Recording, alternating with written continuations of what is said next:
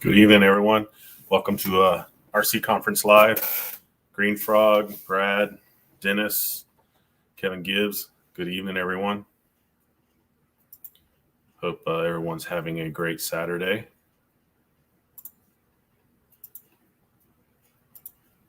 And post the link up here if anybody wants to join. It is open panel tonight, so anybody can hop on and chit chat with us. So, Brad, I did say your name. You didn't hear me, but I did say it. I said it after Green Frog.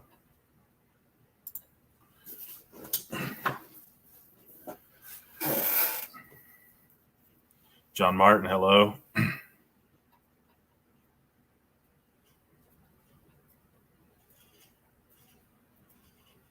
I just posted the link in the chat if anybody wants to hop on the panel.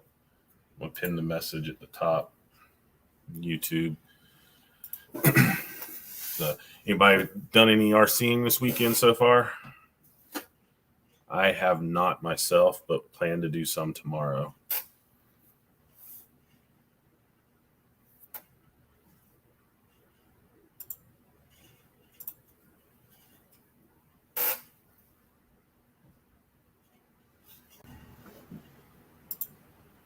Hey, Dennis. What's up, John? How's it going, sir? Oh, he disappeared. He'll be back. So Gabe should join at some point.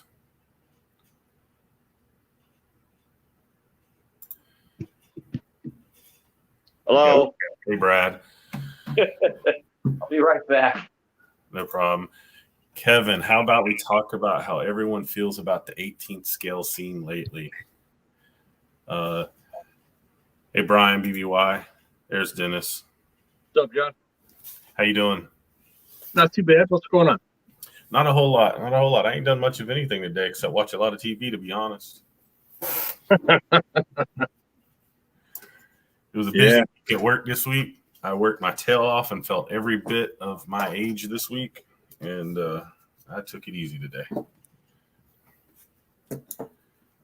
Yeah, I was supposed to go to a comp today, and they ended up canceling it this weekend. They said that there was going to be some shenanigans going on because there was a group of us that were coming from a couple different courses going to go over and, show them how you're really supposed to set gates and crawl. They didn't like the fact that we were going to go over there and take around $700 in gift certificates from them. Hey, Brian Taff, JP Slayer, welcome. Hey, JP. What's going on, Brian?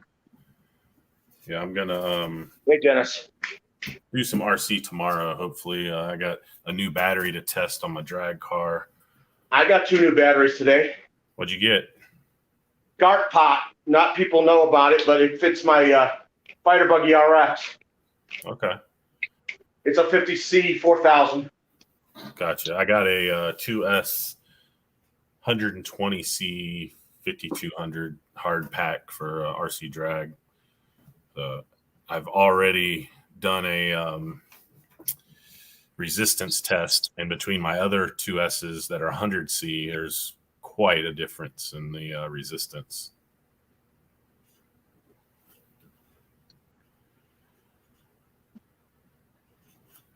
So yeah, I've only got one 18th scale that is ready to go, and it hasn't been out in probably 15 years. So, good evening, Gabe, and hello, Gabe. Happy birthday, Gabe. So everybody, it's Gabe's birthday today. Happy birthday. So hopefully the girlfriend bought him an RC and not kidnapped an RC. I'm going to say no. Or it might be something RC related. Yeah, could be. What's up, Guru? Guru, what's Hope up? you guys start feeling better, you and the wife. And sorry about last weekend, everyone. I got my second COVID shot and just wasn't feeling good. So, and Gabe was working, I think. So, Yeah, our neighbor and the lady across from us went and got their flu shots yesterday, and our neighbor is actually down for the count. wow. It didn't treat her too good. Yeah, I got, God, this was probably 20 years ago or so. I got a flu shot, one of the first times I got a flu shot.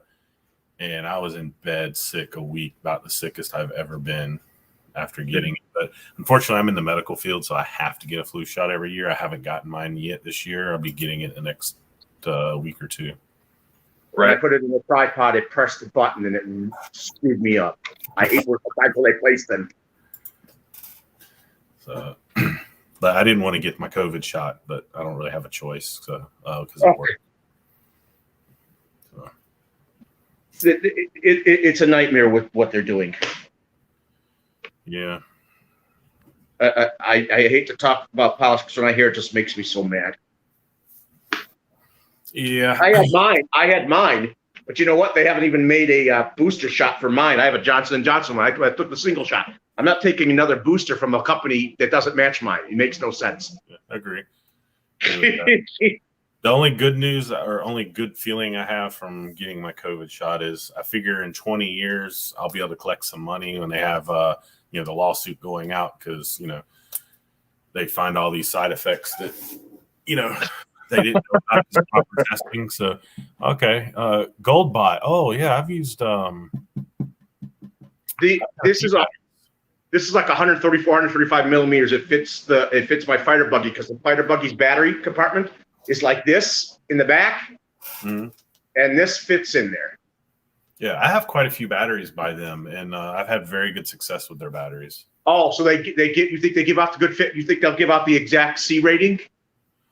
Now, I haven't done, so I'm going to be honest, I haven't done testing in that regards, but I have probably 4 of them that I use regularly, 3Ss that I use in comp.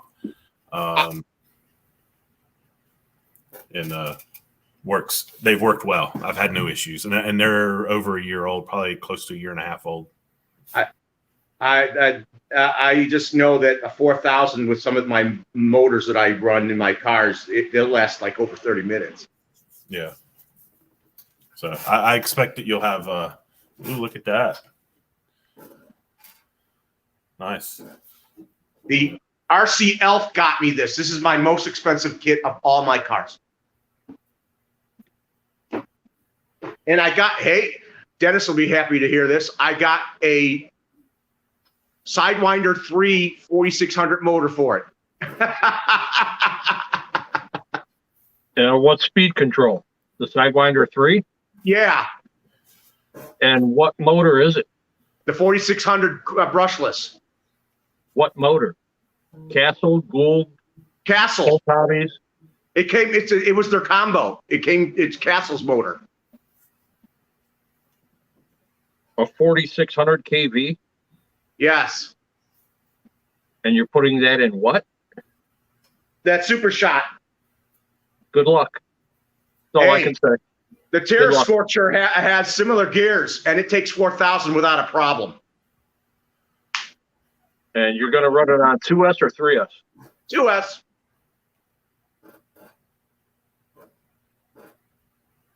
Might be all right on 2S.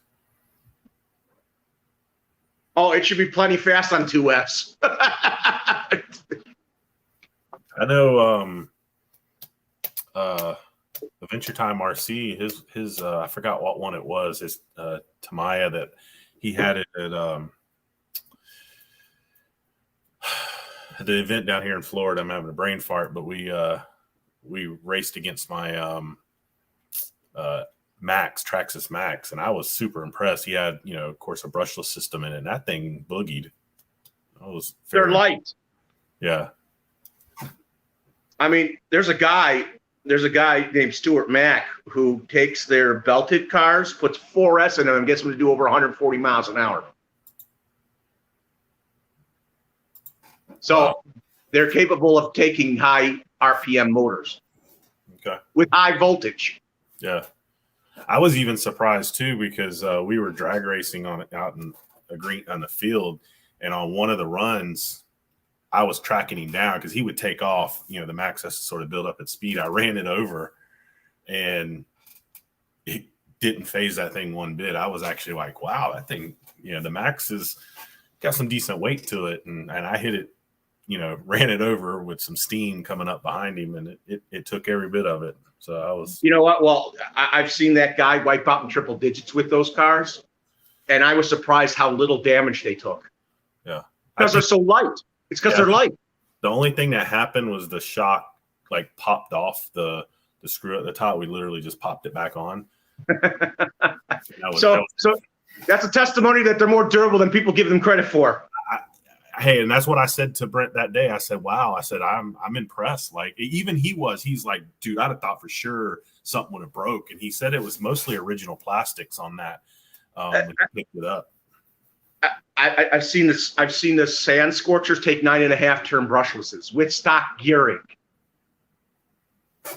Wow. So it definitely gained my respect that day. I was like, okay, all right. So. They definitely make some unique cars. They do a lot of character cars. That's what's fun about them. Yeah, agree. Big Head RC, welcome. Good evening. So, John, are you going to be getting in that winter series over at I'm supposed to be. Yeah. Yeah. They had a warm-up event this past weekend, but I did not make it. I had some family stuff. So I think our first is the 17th of this month. So I just don't know what classes I'm running right now. I don't think I'll be running class 2. So I think I'll be running 6x6 class 1. And that's probably honestly it. So. Yeah, I seen the video that Joe posted when he was running Pro 2 class. And I think he was on I think it was the second or third part of the course. He had to come up and make a turn right by a tree, and he made the comment of it being interesting to see the 6xs making that turn. Mm-hmm. Yep. So yeah, that looks like it's going to be fun, even driving with both hands. Yeah. I've seen. Are you talking about small scale or 10 scale of the crawlers? 10 scale. Oh, I know that even the 18 scale ones are longer than you would suspect them to be. Yeah. Well, and I got the Axial Unimod 6x6, which is bulkier really than like the TRX 6 body wise. Yeah. Right. So I definitely have a disadvantage.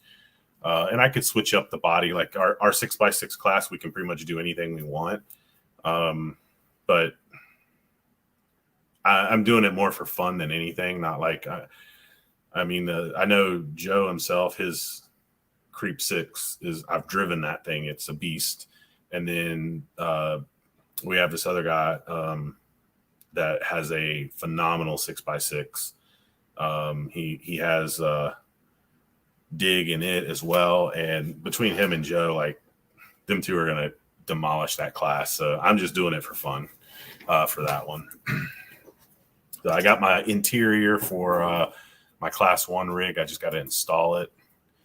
And there's the man, the myth, the legend, the birthday boy. Hello. Good evening.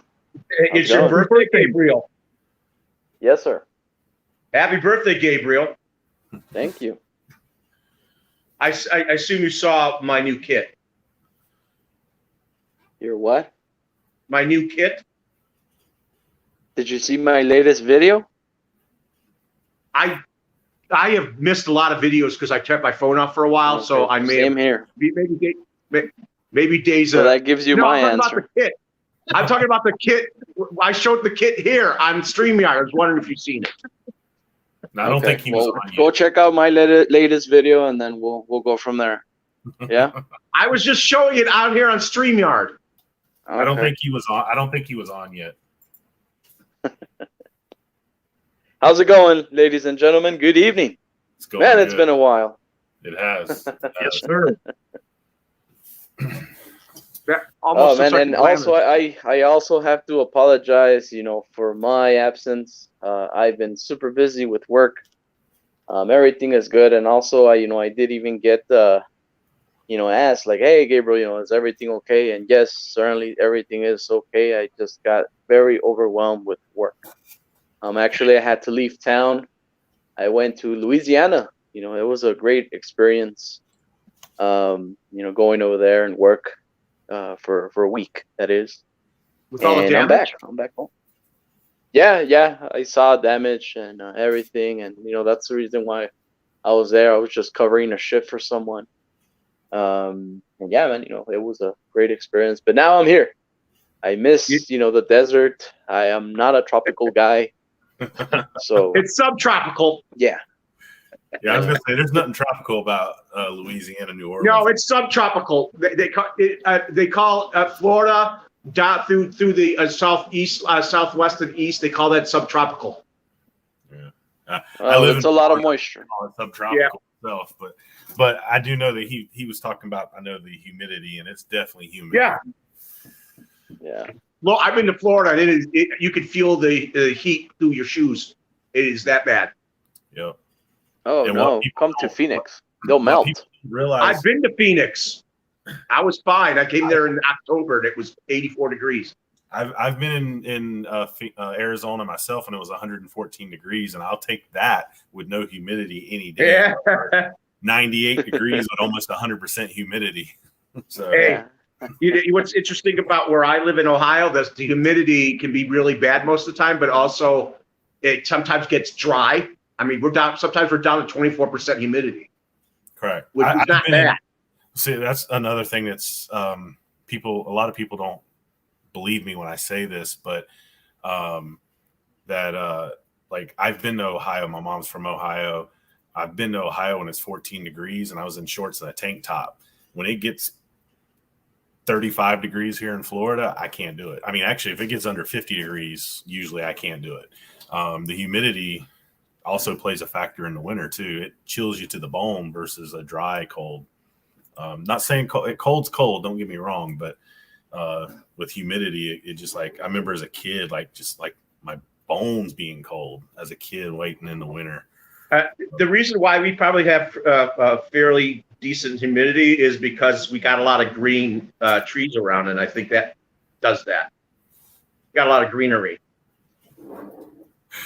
Yeah. Kevin.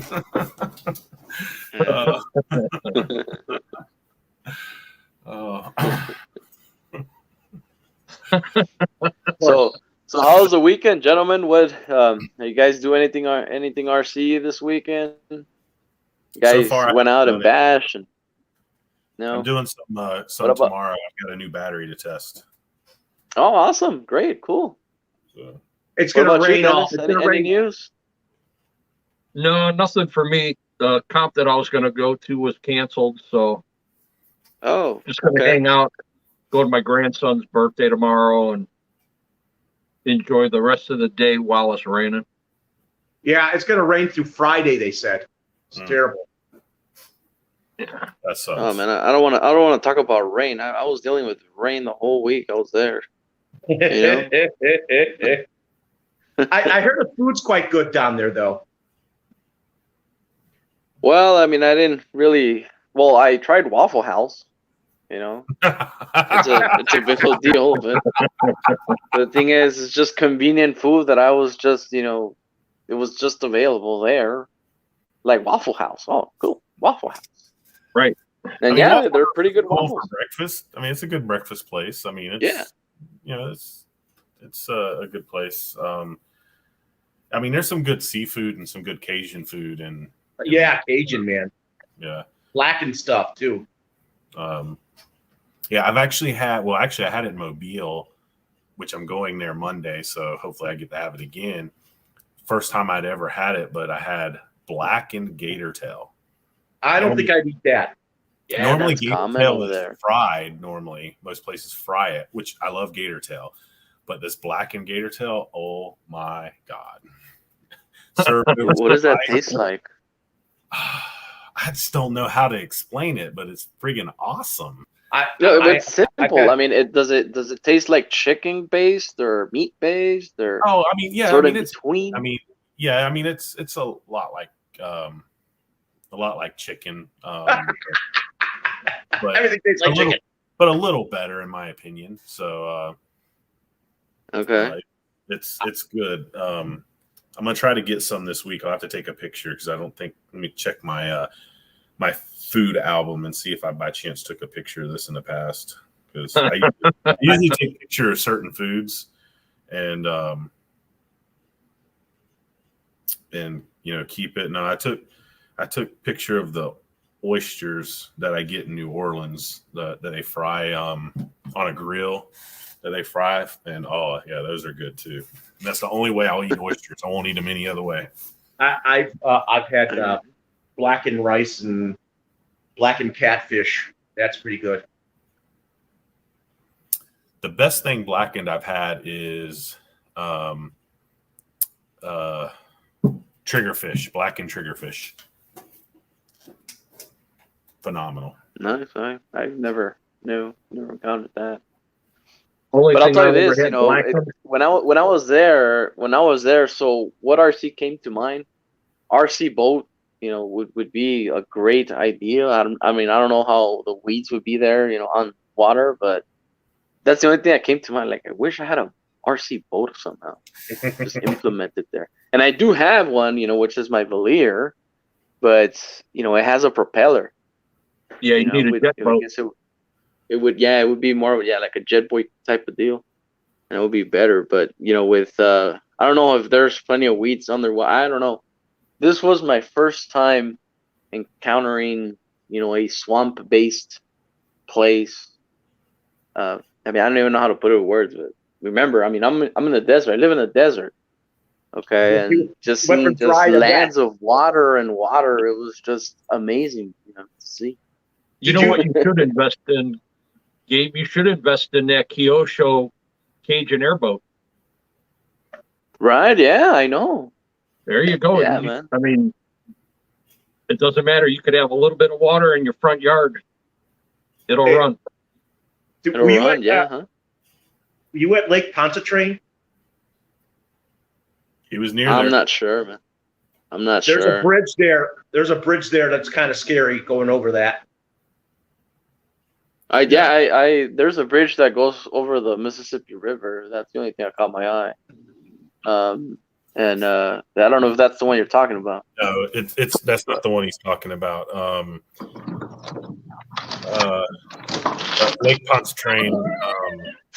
You can go around it, but there's a bridge that goes across it, and one accident on that bridge just screws traffic. I avoid that bridge. Like I'll spend an extra 30 to 45 minutes to go around Lake Pontchartrain just to avoid it.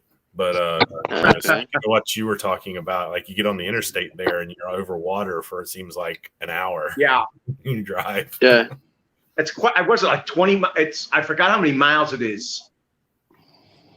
Lake Pontchartrain bridge. Yeah, it's. Let's see. I'll look it up. Don't forget. We lost John. Hi, John. Hey, John. The Florida Keys is a 103-mile long bridge all the way to the Keys. That's even worse. There's John. Hey, John. Howdy. What's cooking, man? Good to see you, bro. Nothing much. Actually, didn't make it to racing tonight, so I seen it.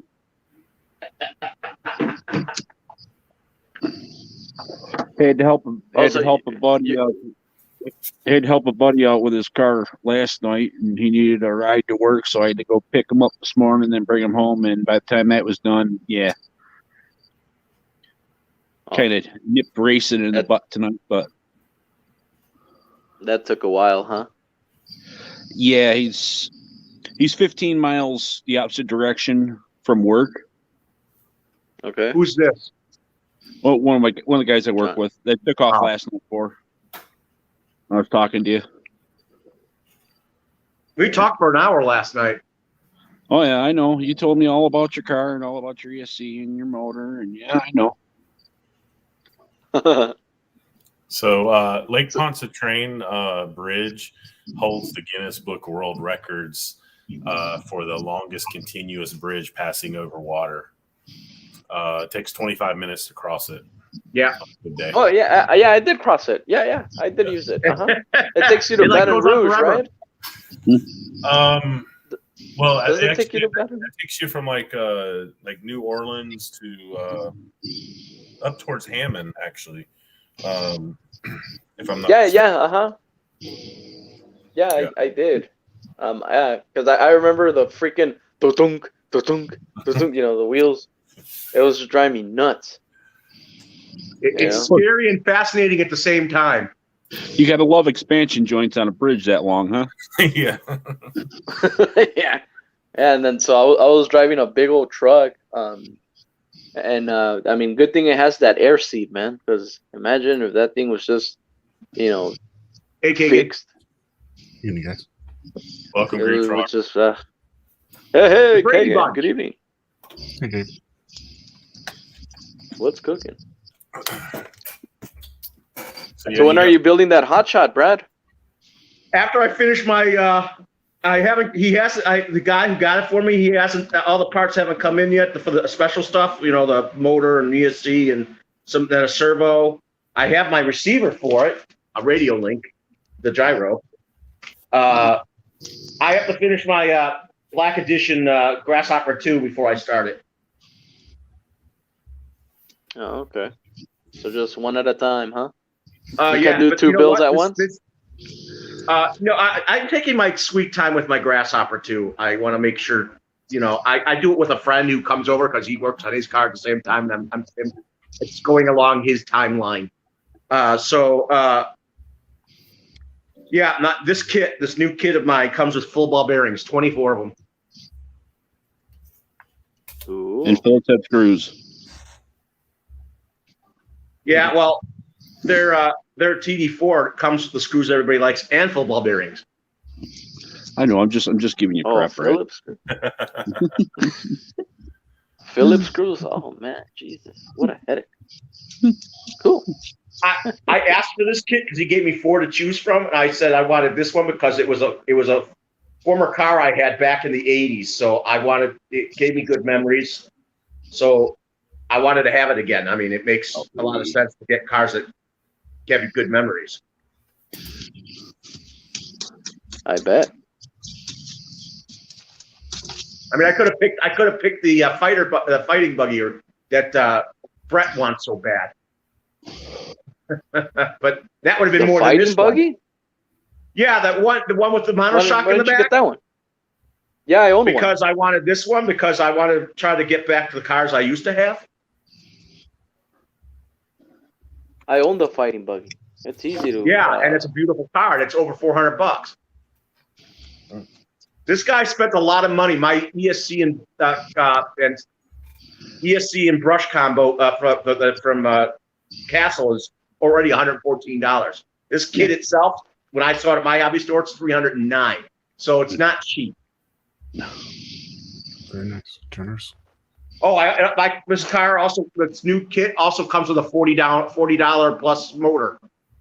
So, which is nice. I mean, it's brushed motor, but it's a 25 turn that I have in my Hornet, and it came with that over $40 motor in it.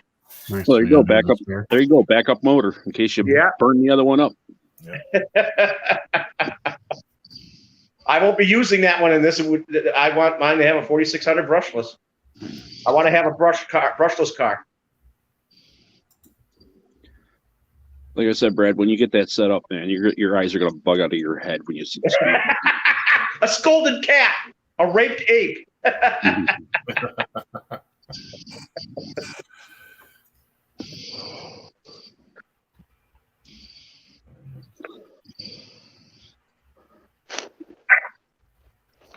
amazing. Yeah, when I was building my when I was building my fighting buggy, I think it took me about a day just to put it all together. It wasn't that bad.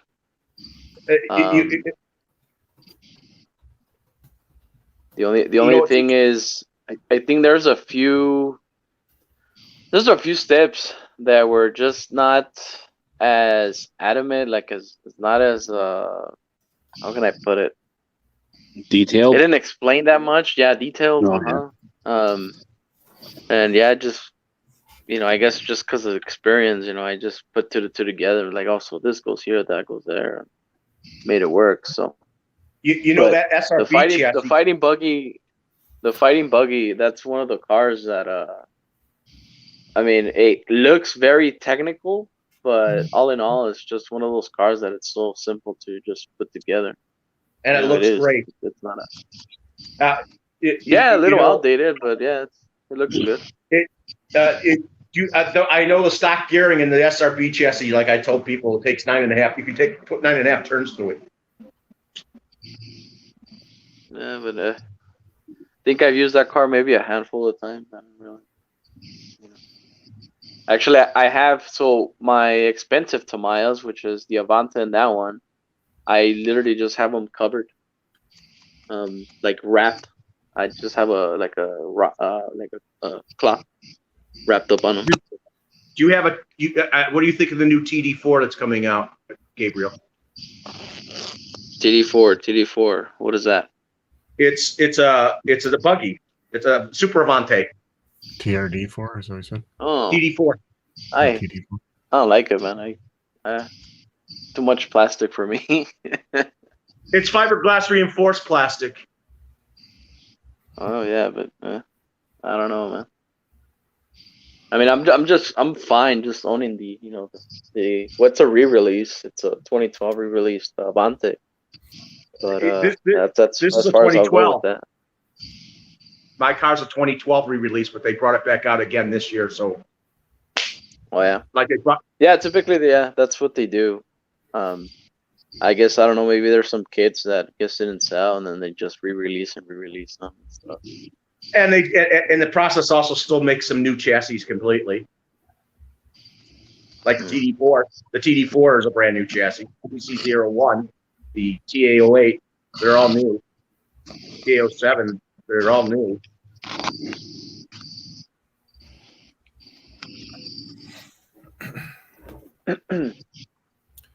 So what do you guys think about that new? Oh, I'm sorry. Go ahead. Oh, you're good. I was just going to ask Kagan, has he done any RCN this weekend? Just finished off that Tamiya trailer. Last night finished off after the live. Nice. Everything's working correctly on it? I haven't powered it up or anything. I just finished putting it together. I do like the legs. The power legs. Yeah, they're pretty cool. They're loud going up, but not going down. It's really weird. Yeah, it's worm drive off the motor. Just some plastic gears. But yeah, it is a little bit loud. Sweet. So no racing tonight, John Martin? No, not tonight. I went over to the track after I got out, and they had a big final race for a series that's been traveling all over the state. Okay. So 90% of the guys went to that. So there was only like a handful of guys at our track. And like I said, I got out. I would have gotten there super late, and then I had to do a rescue mission last night, help my buddy out, and I got a couple of cars that are still broke from the week before. So I was like, yeah, screw it. It's just a club night. You don't have enough time to even do that type of racing anyways. What's that? To do what they're doing, going all over the place to race. I work 90% of the weekends. So. Yeah. So, but I knew you would love to be able to do that, but you got too much business to do. Oh, yeah. Yeah, well, But like I you said, seem to handle all the competition really well, even though some people really drive you nuts. well, the whole thing is the track that I usually go to is halfway between my house and work. So it's just I just throw my stuff in, go to work, and then show up late. Hey, Keith's coming in. Nice. Did Gabriel leave? Yeah, he just put it in chat. He'll be on chat. Oh, So, yeah. So what else we got going on, guys? I got way more videos to catch up on. I have slacked this week on everybody's videos. I haven't made a video in so long. I think I forgot how to.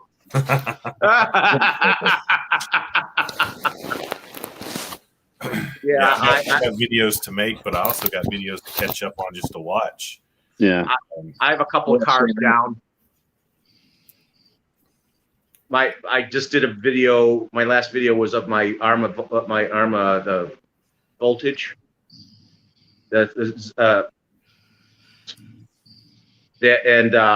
I had a front suspension problem that I made worse, and now I have to buy a whole new, at least half a chassis.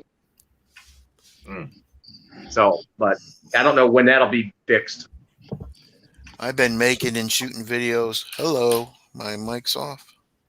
No, I hear hear you. Sound good? Oh, okay. I've been making and shooting videos all day. Nice. I made 3 and I shot a bunch. Very nice. RC Bunch related? of- or- About 50 buzzards flew around my house today. I'm like, what in the heck? They were all just circling around. Looking for your cars to take. Yeah. Count your dogs and cats. I'll say that Who knows? I always worry when I see buzzards in my sky, because I got them too. I got big predatory birds flying in my skies. Every time I see one, I'm wondering if it's going to swoop down and take my RC. I don't think a buzzard will. I don't think. Maybe a chicken hawk or something. Yeah. And once it felt its talons on it, it would say, "This isn't an animal." And they'd probably drop it. You know, they know the texture of an animal and something that is not an animal. I just videoed a good Halloween one today too. Halloween video. Oh, cool. Just a little bit ago. Is it with Duckman? No. I was going to say that's what the buzzards are looking for, Duckman. Yeah. I'm actually Back ordering I'll some more work on my lights Christmas. for some of my RCs for this Halloween crawl we're gonna have later. Hey, This Chris. What's up, Have a Halloween crawl. That'll be cool. yeah, one of Chris. locals RVRC. He did one like 2 years ago on his personal course and did like a Halloween crawl. So he's doing one this year, and I think he's doing some award or something for the best lit rig or whatever. So I've ordered some more lights. Yeah. How many lights can one rig really have? Not enough. About to find out. It's going to take a lot of power. Well, that's why you put a secondary battery in there. I got a 3S5200. It'll be fine. No, I'm just saying in general. Well, and I get it. So they'll hook up to the balance port too. So I've seen some of those. I've seen some of those circuit boards. Those can be bigger than ESCs. No, it's not even a circuit board. It's literally the lights. Just the wires go into a plug that plugs into the thing. It's not a circuit board. It just plugs right in and it turns the lights on instantly. Oh, You just unplug it. You don't want them on. I've seen. What? This is what Brad's talking about, is a light controller. Yeah. I'm not doing all that. Yeah. Yeah, you don't need all that. No. It's amazing how our RCs, when you want to do a lot with them, that they can look like an actual harness of a real car. Yep. Yep. Agree. Let's see if I can find this picture. Basically, I just use like Y connectors. Yeah. Yeah, I got a couple of them with a switch on it. Yeah, that's what I usually do. Yeah. Well, I'm looking forward to the next comp I go to because it's a charity event. It's called the Bra Crawl. It's for breast cancer. Oh And yeah. I'm going to be doing nothing but video until it's my turn to actually start running. So I'll probably have a couple videos posted up on my YouTube. Where's it going to be? Strasbourg. Strasbourg? That's in like southern eastern Ohio, right? It's about an hour and 20 minutes from me, south.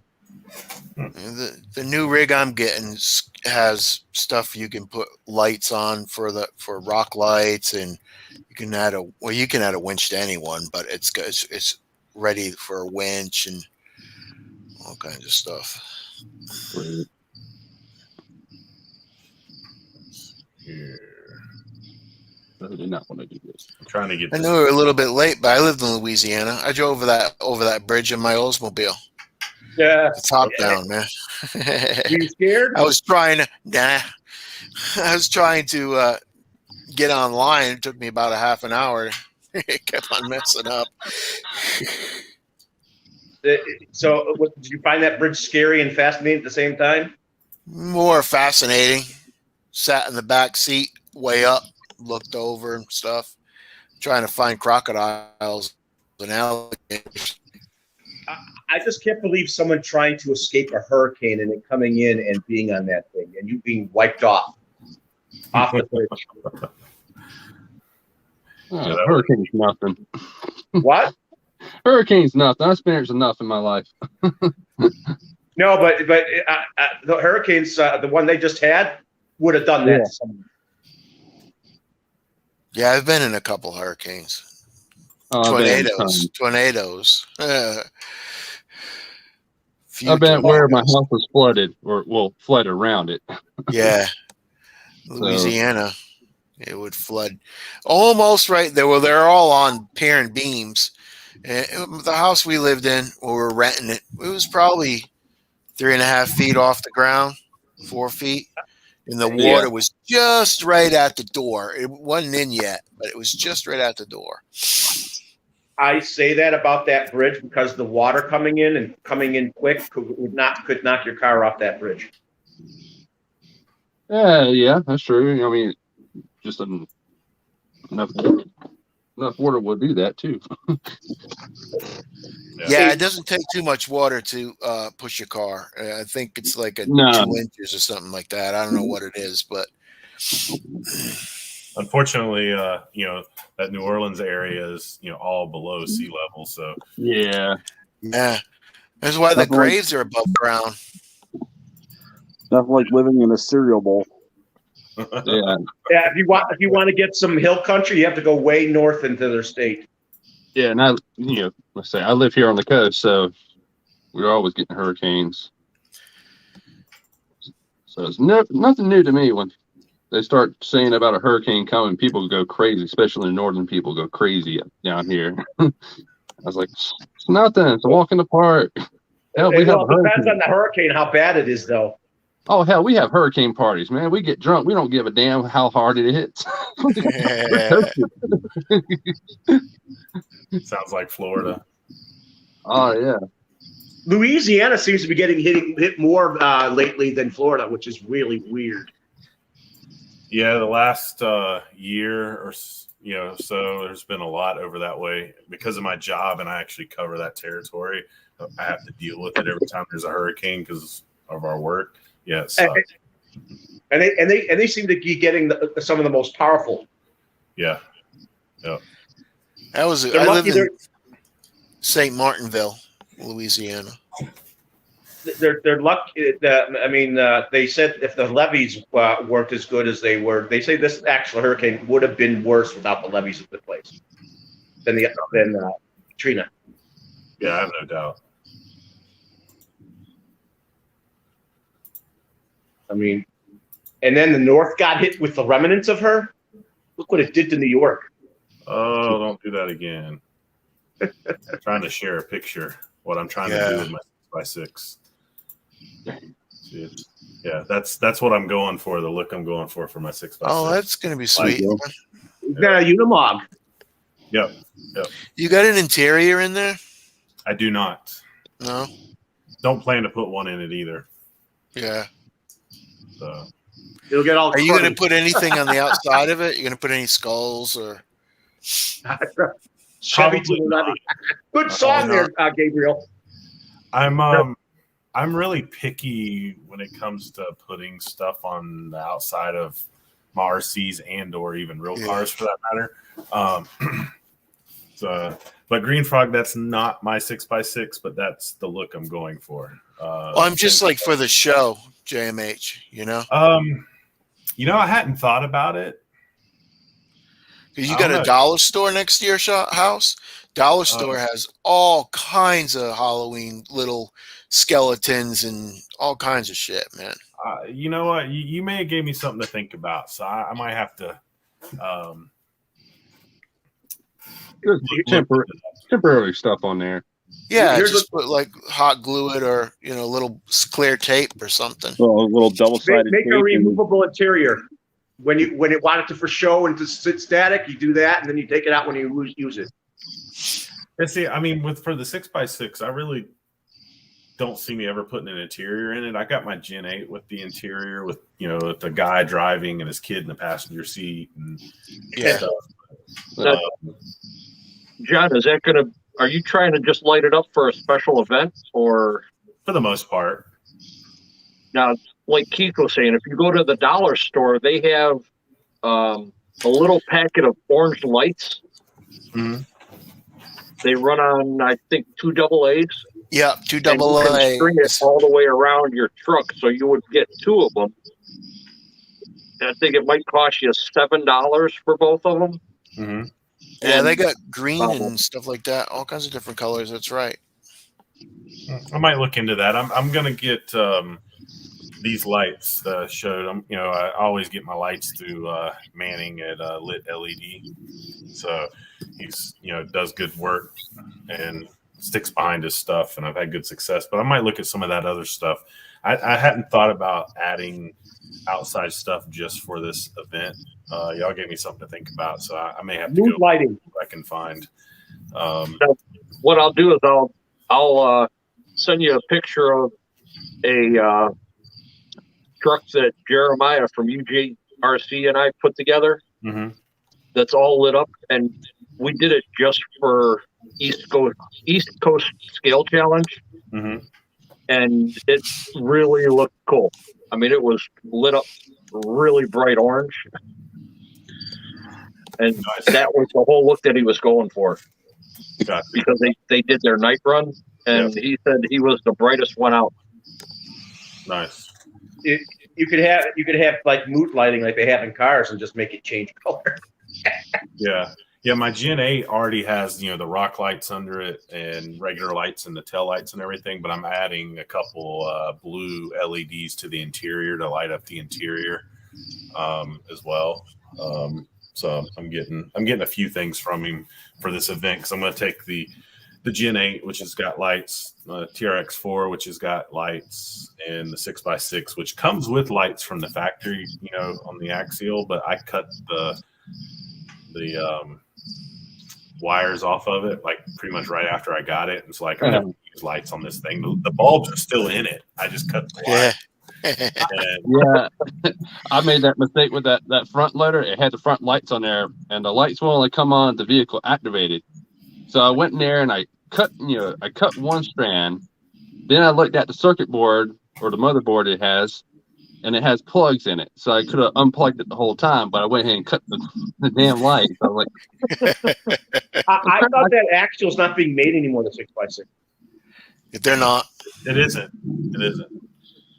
I won it. When did I win it? The end of last year, I think. I won it at a RC event I went to. I think I spent like $30 for a raffle, and I won it. nice. You won a car that's hundreds of dollars for $30.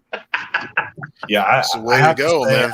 I've been really lucky. I mean, so I won that one for $30.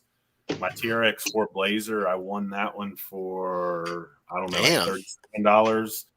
my Traxxas Max. I won that one for $76. They're almost like 5-finger discounts. Nah, he's watching. It's eBay almost really like closely. I'll give you some money and we'll play the lottery. That's what it's like. Yeah. So, you know what? I have to admit, I've been lucky in this hobby with all you guys being so generous in the past. And most of my cards are from other YouTubers. Okay. This card, this guy, he's been pretty active. They call him the RC Elf. He wants to stay anonymous, and he's already gone to several small YouTubers, small channel YouTubers, and he's given them cards. Wow, nice. He's been very active in the last month or so. I did not play Powerball. And by the way, I didn't win all these RCs at once either, guys. Yeah. I forgot to buy me a ticket. Yeah. And so everyone, listening knows, I did that, most of those through raffle pages. Actually, one of the groups is on Facebook, a raffle group, and you buy digital tickets and just get lucky, to be honest. So, and you got tons of luck. I've gotten lucky quite a few times over the last 2 years. So, and I haven't played in a while. I haven't tried to. With all the little money you've spent, you've gotten lots of money in cars. Absolutely have. No, absolutely. You're absolutely correct. My Trail Walker too. I actually won a gift card for, I forgot how much it was, like $500 or something. And Bought that with it. I basically said, well, give me a Trail Walker because I wanted a new Class 1 rig. Give me the Trail Walker and then cash out the rest of it in PayPal, basically. So That's sweet, man. Asian, what's going on, buddy? Like my aunt, we used to go to this middle school when my nephews or my cousins were in middle school. They'd have a raffle every year, and she'd put in raffle tickets here and there, and she'd come out. There must have been 100 people there, and she'd win 2 or 3 raffles of the different prizes. One would be tents, and the other one would be like a barbecue set, and it's like, what the heck, man? She wins 3 raffle things out of the whole place. It's crazy. Every year she'd win. Hey, Ray, I'm going to jump out and I'll see you guys in the chat there. All right, later, man. Bye, John Martin. All right, John. See you later, man. John. So John, I see Ethan's a team driver for UGRC also. Yep, I think he was one of the first. If I'm not mistaken, there's only 5 of us right now, team drivers. Okay, I didn't even know there was that many, but yeah. Yeah, I think I was number 5. Okay. Team drivers in crawling? Yeah. Yeah, for UGRC Predator chassis. Oh, Asian was the second one. So, okay, and is he from your area or is he somewhere else? He's in Mississippi, Alabama area. Okay, because I know of 2 other ones. One's Colorado and one is Hawaii. Yeah, try getting that one. Yeah. That ticket will cost you an arm and a leg. So when I went down to when I went on vacation last month or in August with my son to Mobile, Alabama, and I went and crawled with the RC Outlaws, that's actually Asian's group. So I was actually with him. Okay. And me and Asian met through the Gen 8 group because he had a Gen 8, I got a Gen 8. He did a Predator, and now I've done the Predator as well. He's got a very beautiful setup. I mean, he's in Ocean Springs, Mississippi, but he's got a nice hard body on his Predator chassis, very Sorka setup rig that performs very well. He's a good driver. Yeah.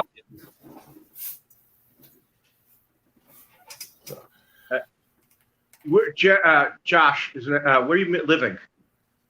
John, I'm John. John. So I'm getting confused. There's a lot of G's. That's all right. So I'm in North Florida, basically St. Augustine. I work in Jacksonville. How far are you from Panama? Panama City is 5 hours or so. Do you live near the tallest hill in Florida? No, that's over like I think in Tallahassee area. Oh, that's more central north. Yeah, I'll pass it on Monday when I'm going to Mobile, Alabama. I heard the people who live in that area are proud of that hill. I bet they are. It's actually amazing. You know, I pretty much lived in Florida all my life in this particular area that I'm in now, and it's seems relatively flat. So when I drive over there, if I'm ever in Tallahassee, it's weird to me. It's like, oh, wait a minute, we do have some hills. Like it's weird. It's like 300 feet. It's deceiving, actually. I still sort of do, but I used to mountain bike a lot. I don't really so much anymore. I need to get back into it. And so here in Jacksonville, all the trails, like you're lucky if you have something to go over. Like it's usually not common. And I went one time when I was still very new to it. I went with the group from Jacksonville and we went to Tallahassee to ride this trail over there called Tom Brown. And I was not ready because there's hills and like I had never rode a mountain bike trail with hills, and it's a whole nother level of riding. People don't realize every state that it may be the flattest state, but every state has its hill country. Yeah. No. And you're also by the Georgia border, which probably has something to do with it too. Yeah. Ain't painted it yet, but I got it all glued and screwed. Oh, hang on. Let me. Is that a trash can? No. Yeah. It's a toilet bowl. What did you use for the handle? What did you use for the handle? Just a piece of wire I had. Sweet. It already had the holes in it. I'm like, what? Yep. That's sweet, man. Yeah. And then I just put another little piece of wire and connected the top on it. Sweet. That's awesome. I'll probably paint it red or green and then put the toilet bowl whitish. Yeah. It's going to be hanging on the back of one of my rides. That's going to be cool. I'm glad to see it. That wire handle looks good. Yeah. It was a bitch. Get in there. What I find interesting is that when they do the crawling events in Florida, it's like they have to make these types of hills and stuff like that. But you could go to Tallahassee area and actually have a hill to work with. You have the hills, but one thing Florida doesn't have a ton of too is natural rock and stuff like that. So yeah, we end up having a lot of sand. Yeah, same here. Same where I live. You you have to bring in rock, and usually the easiest rock to access is usually broken up concrete, which is great. But it's not the same as going to places like Stone Mountain and having this natural just rock everywhere. You guys could mine dead coral, couldn't you? Not easily, but I mean, there's some places in not too far from me that has used to be an old coral mine, I believe is what it was, or was it Lime Rock? I can't remember, but I haven't been there. I've heard about some of the stuff there, but you'll find some places here and there that have natural. When you find it, you're like, oh, this is awesome, because it just doesn't really. Yeah, I mean, if you had to make an event, you could actually get that coral, and it kind of grippy because it's coarse. The dead coral, you can take it and put it on the course. Very sharp, though. What? It could also be very sharp and carry your colors. Yeah. It can rip a sidewall. Yeah. But that's why you see like Exo Caged RC, his backyard course. I mean, it's basically all old concrete slab, and sort of put it the way you want it and stuff. Where we compete at mostly in Lake City area, a lot of that's the same thing, broken up concrete, and that's been positioned a certain way. There's a few parts like this last year. They got some, I don't know what kind of rock it was, but some rock added. But it's a great place. I mean, there's plenty of courses to run, and we got some dirt, which they basically just dug holes in the ground to get dirt. And you got plenty of sand. You also could use tile. Yeah, too sharp. No, I will give you that slickness like to have. Yeah, it's too sharp. Not tile that you put on your floor. Too sharp. Too too slick too. Slick, Less is more definitely. porous. The Asian, where he's from, for the RC Outlaws, when I was there, I know they had one hill or rock hill or whatever that had a couple pieces of tile. I don't know what kind of tile it was, and I remember him telling me, "Here, go this way. If you go this certain way across the tile," he goes, "and don't stop." He goes, "because you're just going to spin." He goes, "It's really slick." So it all depends on the type of stuff you use. But the nice thing in Florida is broken up concrete is fairly easy to come by. They're always, most of our roads are made out of concrete around here, so they're always replacing bridges, roads, whatever, and there's always sites with busted up Dolomite rock. So, Yeah, I mean that's mostly what my part's built of is concrete, pieces and stuff like that. Dolomite rock can be a little challenging because it'll slip from under your tires. Yeah. People on Facebook are always giving away concrete. For shipping. You pay the shipping. I give you concrete. I'm telling you, I don't know how many times I picked up concrete from people and they'll actually help me load it. Yeah. Like, I want to get out my yard. And I was like, I'll take it. My mom just sold 17 acres of this. It was like a stone cutting place. They had a big shop in there, but they wouldn't let me crawl on it because it was, the lady was afraid of insurance. But she sold it, and they cleaned all the rocks up. So by the time I got there was no rocks. But I can go crawling over there anytime I want now. Now what they're going to turn it into is I'm going to get in touch with 11 Charlie. It's going to be probably 4 or 5 months, but the guy is renting it out for the vets to come in, and they're going to redo the place so they can have like schools for electricians and stuff like that. You know what would be cool is if they use a mixture of broken up marble and granite. Marble and granite. Marble is going to be very slick and sharp on the edges. Yes. You gotta think, Brad. And granite is just going to be sharp. Yeah, marble is just going to be slippery as hell. That's why it'd be a mixture, so you can find that slip, and then you get the traction from the granite. But it'd be an expensive course to build. Yeah. Yeah. Well, there's plenty of.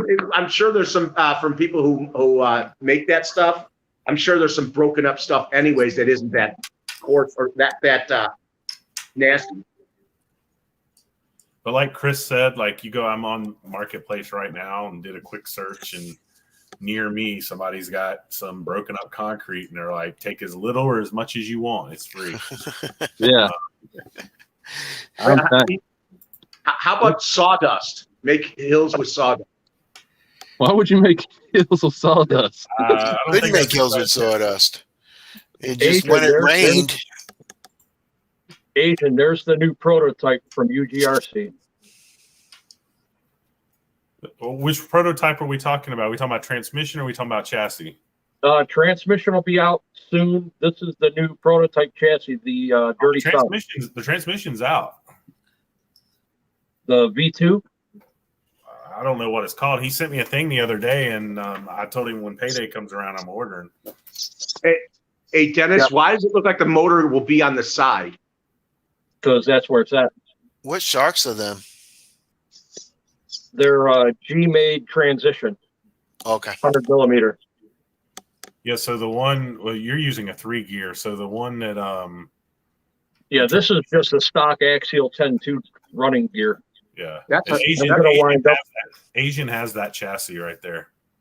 Yeah, that's a short motor. He's not using it yet, but he has it. That's an unusual motor for crawling. It's sidewalk. It's an outrunner brushless motor. Everybody's starting to use them. It works really good that way with those? Yep. This motor is designed for crawling. And it looks like it might also help with balance because it doesn't hang out so much.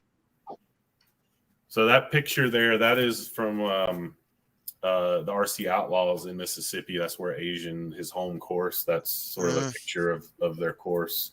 And there's some. It looks like there's some big rocks, then concrete. They concreted them in, right? There's more behind it. Behind from where this picture's taken, there's more as well. Do you know Mississippi and Alabama have hill and mountain country? We do not. Yeah, up north. Some of the Appalachians actually go that far west, south. That's what I've been told. So, guys, I know how a dig works, but how does it really work? And what does it lock up in the rear end? Well, it depends where the dig is. A lot of them, the digs are in the transmission, so it locks the gear for the rear drive shaft. So it locks. But I think there's kits, if I'm not mistaken, that are like on the 10.3. 10.3 is transmission. So it locks the output to the rear. Okay. I've heard of other units where it like is not in the transmission, and it like. I don't know. I heard of it. Sorry, I was reading comments here, but so if you don't really like, if the servo goes out or something like that, it's fine. You just don't have it, right? Correct. Okay. It could also unless it goes burn out up while it's engaged too. What's that? I didn't quite hear you. The servo could also burn up while it's engaged, and it could really screw you over pretty good where your dig is locked in and you can't get it out. I didn't think about that. Yeah, y'all have to with dig, you really have to have the endpoints on the servo set up properly.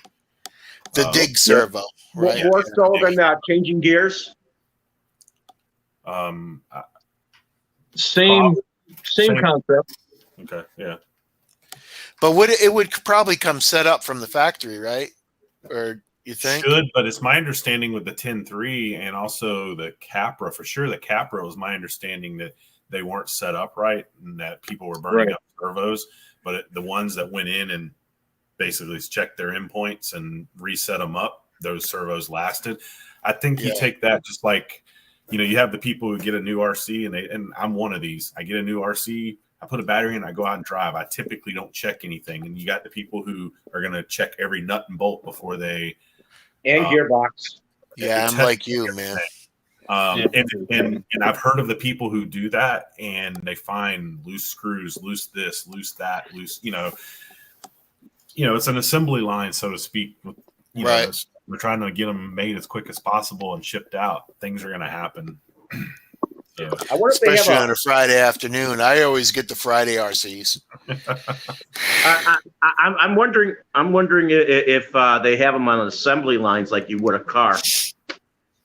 I'm sure they do. Or not unless they got a bunch of kids building these. They probably have 20 somethings doing it. I'm sure they have like one person does a transmission, one person does the. Yeah, but can you imagine having a conveyor and having to do that quickly? Yeah. Fern Solo, welcome. Nitro Freak, welcome. Hey, Fern. So, John, I saw you watched my videos there on the construction stuff. Got the comment there. Appreciate that.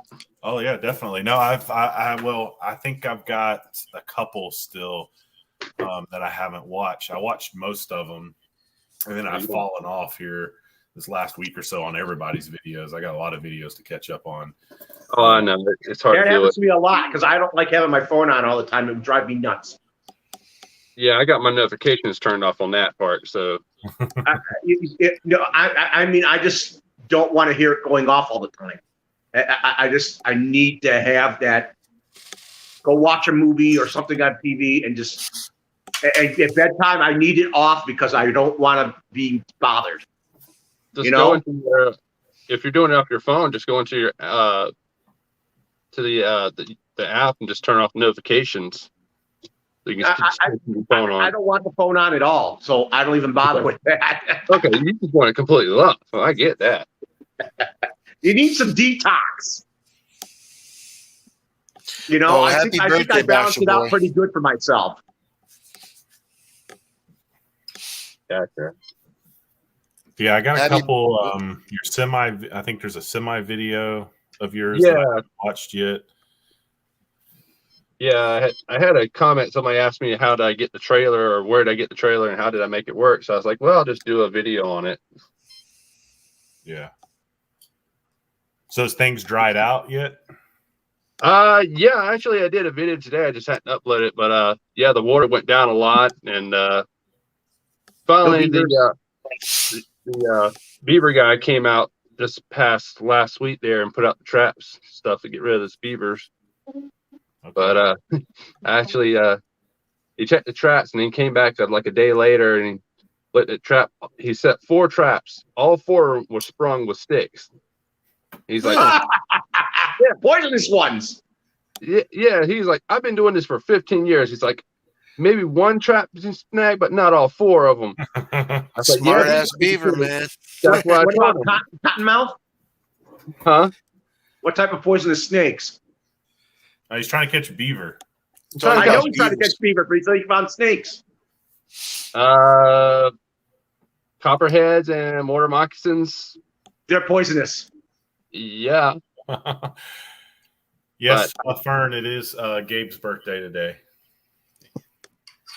But I don't ever There's see any smart ass copperheads. beavers, man. There they are. That's what I told the guy. I said, these are some smart ass beavers. I have tried for months to outsmart those little critters, and they keep outsmarting me. People underestimate that rodents are one of the smarter animals on our planet. They don't seem to understand that. Well, these dams up there are smart because I can get to one of the dams, which is right by my RC park, and I put up barbed wire around it so they couldn't get there. Well, that worked for 3 nights, and then they finally figured a way how to get rid of. They threw a bunch of logs and trees and stuff on it, and I was like, these little smart little SOBs. Hey, people, the same thing with squirrels. They don't want the bird seed being taken from them. They try to do everything, but the squirrel finds a way. You should. So does that There's plenty trapper of thinking come out going all on the in those time? heads.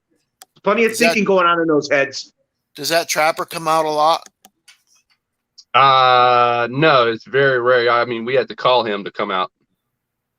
I was going to say you should leave a little note said "smarter than that, trapper." Freak them out. Like I didn't put that there. Yeah, the beaver's writing your notes now.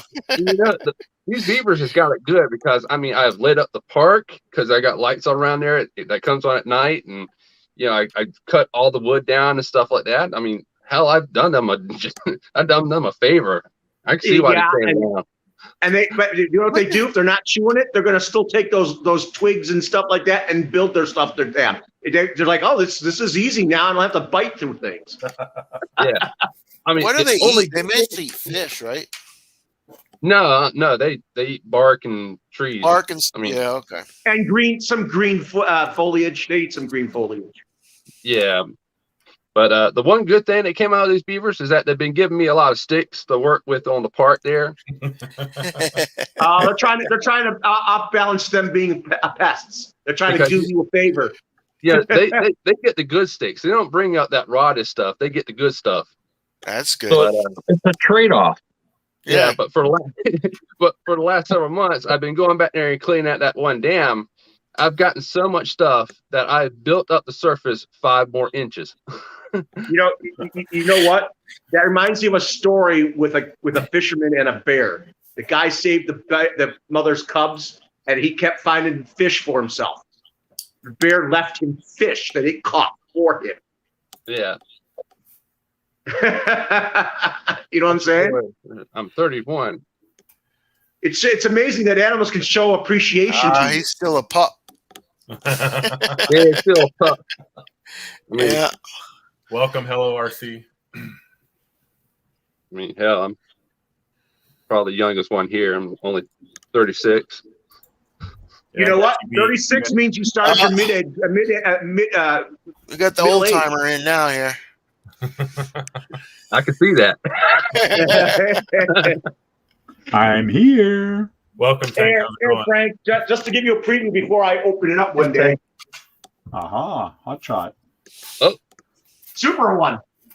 It's a super hot chop on top of that. It's not just a hot shot. Yeah. It comes with a. I was telling people it comes with a $40+ brushed motor, and it comes with full ball bearings. Cool. What's that, Tank? Wait. Now didn't it see looks that like it's more away. put together. Now it's making a scene. You did some paint jobbing on that. It's coming along. I got almost half the stickers on it, but it's coming along great. So Look at that! You actually managed to paint Yeah, Tank, all that's what you all the need to do. loose pieces. That looks great. You need to send me a picture of that, man. Good side view. So you painted all the Right, just the like pieces. that, 3/4. yeah. Well, I painted the black. I painted the bottom. It's kind of bottom black. These two spots they were black, and the rest is green. So and the rest. And every part, and you painted up all the body parts. Yeah. That looks really good, man. So is Yeah, the it red looks the good. sticker? Is the sticker on is the red part? Yeah, all the red, and some of the black are stickers on there. So It looks still like it looks reminds me of a mint chocolate candy. Did you use a lot of soap and water on the stickers? I don't talk to priests. Not that I wouldn't if I met one. only on one sticker at the front. I tried at the beginning with soap and water, but I think I put too much because I tried on both sides, and I had a bitch of a time to put the sticker. It didn't want to water out, so I said, screw that. So I'm just going with no water, no nothing, just like Just dry it and just being very careful. But it's working. But, I'm so over stickers. I've been my son likes military ships. Okay. I got him a model aircraft carrier, which I've had to put together for him, and now doing the stickers, and the stickers are just so freaking small. Oh my god! This one's almost done, but this one I still have a whole. There's over 100 of them. Yeah. At least they're bigger. Like all the stickers for the boat, they're all super small, and it's like I'm using tweezers, and I'm just like, man. Yeah. I absolutely lost that sticker. Yeah, I got one of those RP battleships that's sitting down there in the creek. I didn't want to fix it, so I was like, I'll just put it back there and let it float around, and well, lasted for a few weeks, and it sunk.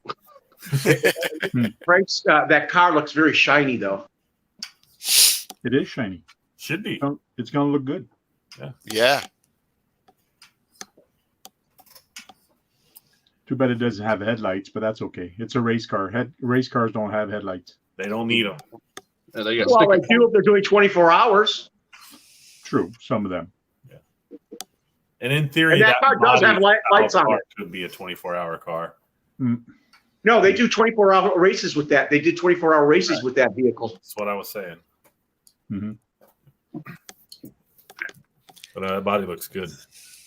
Cool, thanks. Yep. What do the tires look like? They're round. Yeah. They're like round and black.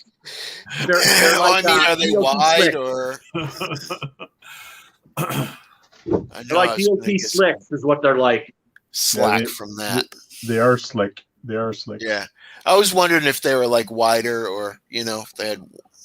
But what I got for the wheels, I actually went to the hardware store and I got Plastidip, but a fluorescent green Plastidip. Ooh. So I'm going to do like a real car. They Plastidip the rims. So I'm going to actually Plastidip the rim, and I got the shiny part for Plastidip to make it shiny. So it should turn out pretty good. So the rims are going to be green. With the body, it should like make it pop. So it should be be sweet. You got it on backwards. No, I don't. It's just my sticker's not cut in the front. Okay. I thought you. I think the green, because you got the green rims would look a lot better.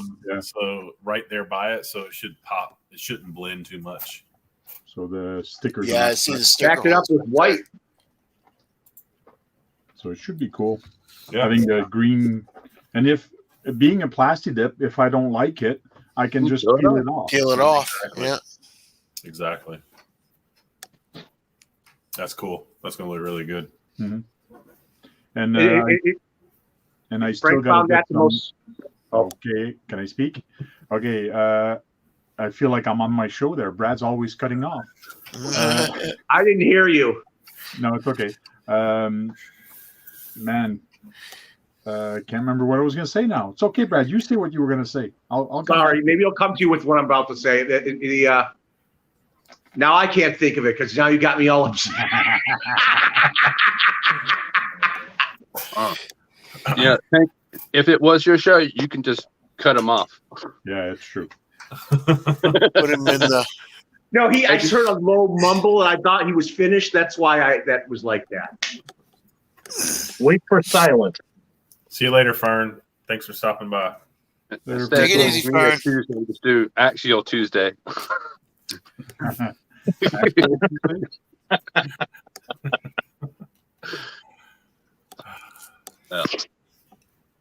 As I'm going to go ahead and get off here, I got things I got to do. So, Bye, Chris. Thanks Hey, for stopping dream by. about some beavers, bro. You going to work on your course tomorrow? I'm probably actually going to go hang out with some of the guys. I hadn't been around my crawling guys in a few months now, so probably make a little special appearance. Same thing with me tomorrow. Are you gonna get any video of the beavers if they get caught? I probably would be at work at the time this is happening. I would love to, but I don't know. I mean, I can go back there and look at them after they're dead. Because the trapper is like, he's like, I just leave them out there. I'll just throw them on top of their little den there and just leave them for the buzzers because they got to eat. And he's like, have you ever tried carrying a beaver out of the woods? It's like, it's hard as hell. And he's like, I just leave them right there. Oh, okay. So like the second time it happened, he done that. And there's like 30 some vultures or hawks coming out of the woods there. I was like, yeah, they found them. Well, Yeah, you see him up in the air, you'll know. Oh yeah, there was a whole flock of these things coming out the woods. I was like, woo, they just got done eating. Crows and ravens too, I'm sure. I don't know. All right, I'll see y'all later. Sounds good. Thanks for listening. Good night, man.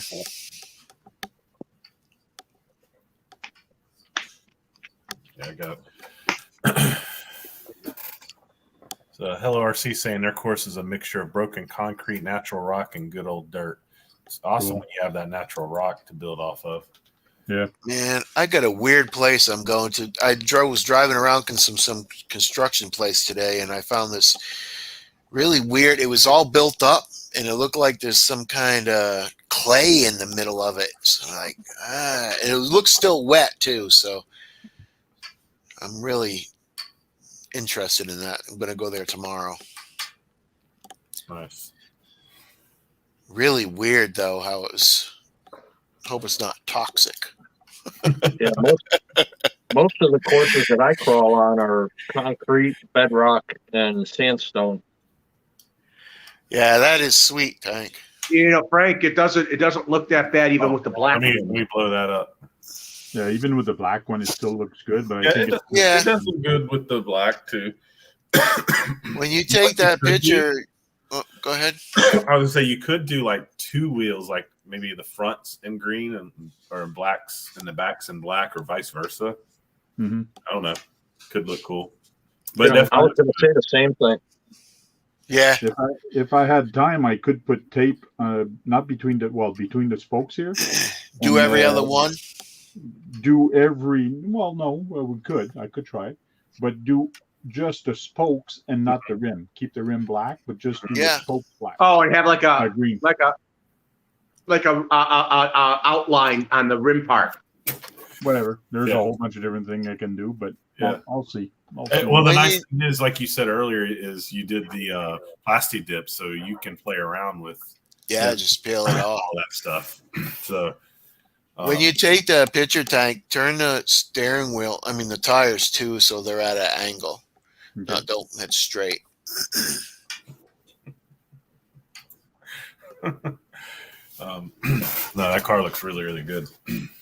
They want to put a shock collar on me.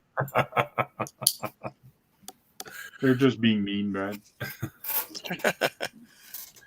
I've actually seen. I laugh about it because I've actually watched, a YouTuber that I follow. They went over to, I think it was Australia. I think it was a year or two ago, and they were drifting real cars, and they put shock collar on, and basically somebody sat in the passenger seat while they were trying to drift the car, and they would shock them, and they were trying to see who could do best. And of course, they had it turned down low, but it was hilarious. I saw a TV show years ago where they would put a collar on someone to question them. If they lied, it zapped them. Yeah. So now they want to do Pavlov's dog to me. You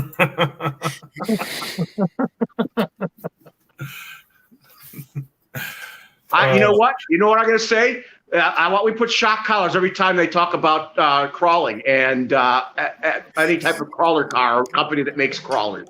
You know, I could say the same to them too. Yeah, it's all in good fun though.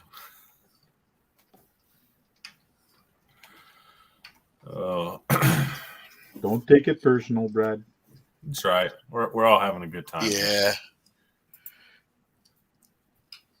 Besides, even if you had a shock collar on, unfortunately, unless somebody's in the room next to you, we wouldn't have the remote. And even if we had the remote, it wouldn't work. Well, it doesn't work, Brad. See, I saw a Top Gear episode where they had to go around the course and try to get around the course getting shocked, or if they hit something, it would shock them. Oh yeah, I bet that wasn't easy. No, it was funny as hell. I bet it was. See the guys going, ah! Should do that. It's always funny on the other end. Set up a crawling course. Yeah, set up a crawling course. Set up a crawling course and put a collar on somebody and go with the truck and try not to fall off or whatever. But you got a zap collar once in a while. Zap, zap. And see who gets the best time through the course. That'd actually be entertaining. That would be entertaining. It's sadistic. And the only way you can press the button is if you do take a turn to get zapped. Zapped, right? Or hit a gate. Hit one of the gates, you get zapped. Oh, that's an idea.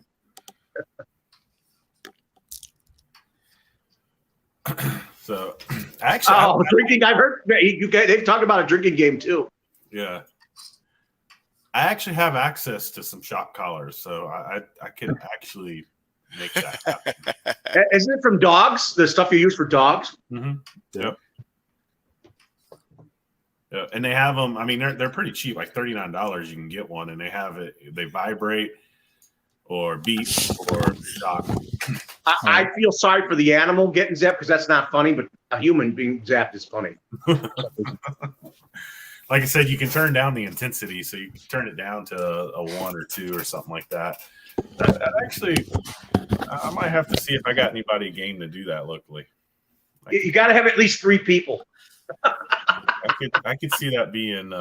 This is the only zapper I got.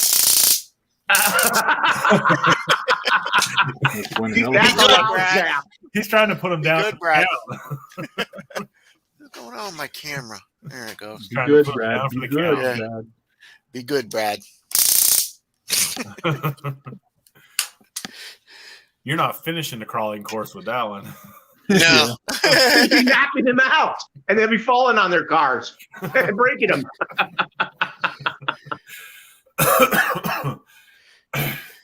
Oh, you could always put a TENS unit on their hand. Yeah, TENS, I got a couple of them. They'll shock you. Oh, yeah. And you don't have to follow them around with a button. No.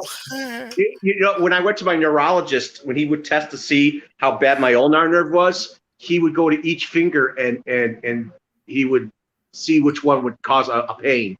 It was some type of zapper type system. It's called a hammer. Yeah. You put the TENS unit on lightly too. You don't stick it on all the way. That really zaps You're not going to do that, Gabriel. Did you ever try tasing a scorpion? No, I don't. I'm not mean to animals. Okay. Probably, even though I the was scorpions they're rotten. I was actually upset when I saw someone taking a magnifying glass, holding a big grasshopper and burning with a magnifying glass into his eyes. I thought that was terrible. I probably would have when I was younger, but I think we all did that when we were kids. yeah, Ants, grasshoppers, magnifying crickets. glasses and yeah, them fire ants. Oh, those fire ants will get you good. Scorpion to try to zap them with one of those like KB's got. My luck, I'd get before I zap him, he'd get me. Sting you, yeah. Could happen.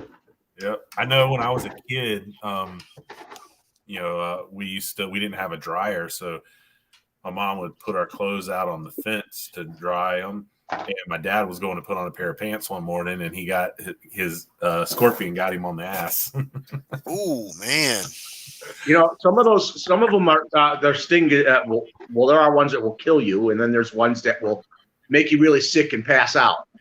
Yeah, it depends if you're allergic to them. I mean, my friend Joyce, she gets stung. She has to go to the emergency room, get a shot. So, I've seen those frogs that eat anything, and I've seen them eat scorpions. They're not fun. I've been stung 3 times. Oh yeah. Yeah, it does. It's a weird feeling. It's just kind of it hurts, but you can feel it going up, follow your blood system, your blood system into your heart and stuff. It's really weird. What's the first rule about the Tamiya Club? Don't talk about Tamiya. Don't talk about Tamiya.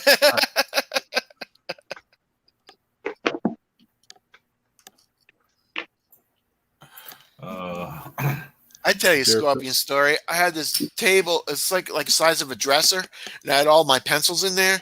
And I was taking them out, putting them on the table, and putting them on the table. And it was like only a couple left, and I wasn't looking in there.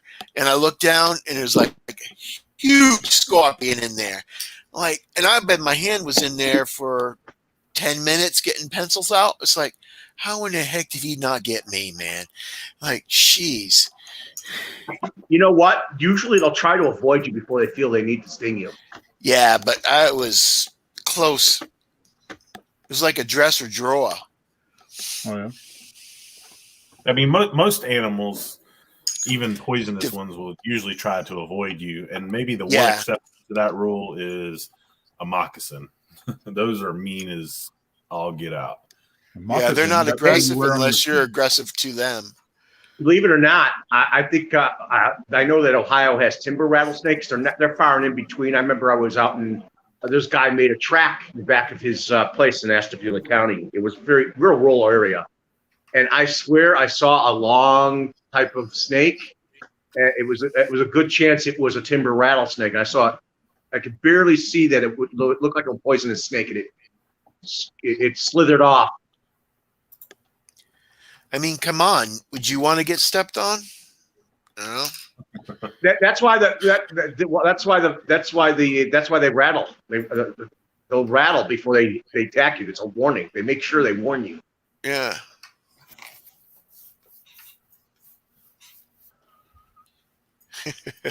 Let's see here. I got a picture I'll show y'all here since we're talking about snakes. Let's see.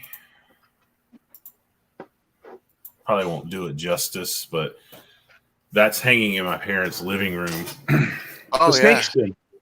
Yeah, that's a diamondback rattlesnake. 6'2" it was, 13 rattlers. It was in the backyard.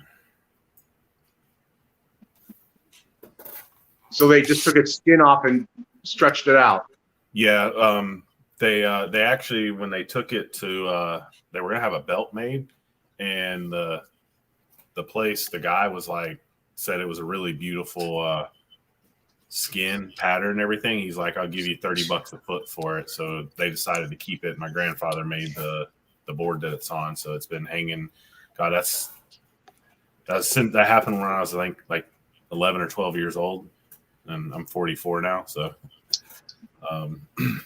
Kevin, I've got some. I've made some of them out of. I've got a like some kind of clear. I forgot what it's called, but I've got a scorpion and a spider. I hear Didn't people turn actually out eat too good. rattlesnakes. Just a bubbly. There are people who actually eat rattlesnakes. I've been to Rattlesnake Roundup. Man, that's just terrible. I didn't like that at all. You know what? Just, The guys who do that roundup have been stung so many times, bitten so many times, they're kind of immune to it. yeah, it's not that. They go out and hunt them, and they have canes, and they cut half their heads off, and they got like, Some people will eat them. I mean, I've heard of them eating. Yeah. It tastes like chicken. I heard that tastes like chicken. Everything tastes like chicken. Yeah. You're yelling again, Brad. But yeah, they that one was it was in the backyard, stretched out. It had just eaten, or we assumed it had just eaten because there was multiple cats and dogs around it, and it was stretched out. It never coiled up. So my mom shot it with I think 9mm, and she only shot it through the neck. So she threw a center block on it. When my dad came home, he shot it with 9mm or 357. I think it was dead with the first shot. No, it wasn't dead the first shot. And then she took it to show the neighbors, and she had it by the tail. When she let go of it, it tried to take off again. And so they had to shoot it a third time.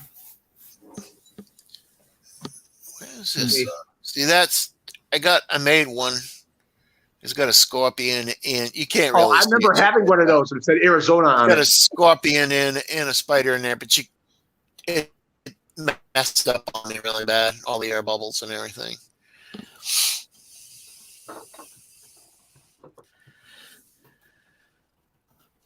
They were dead after I didn't kill them. They were dead. I found them dead.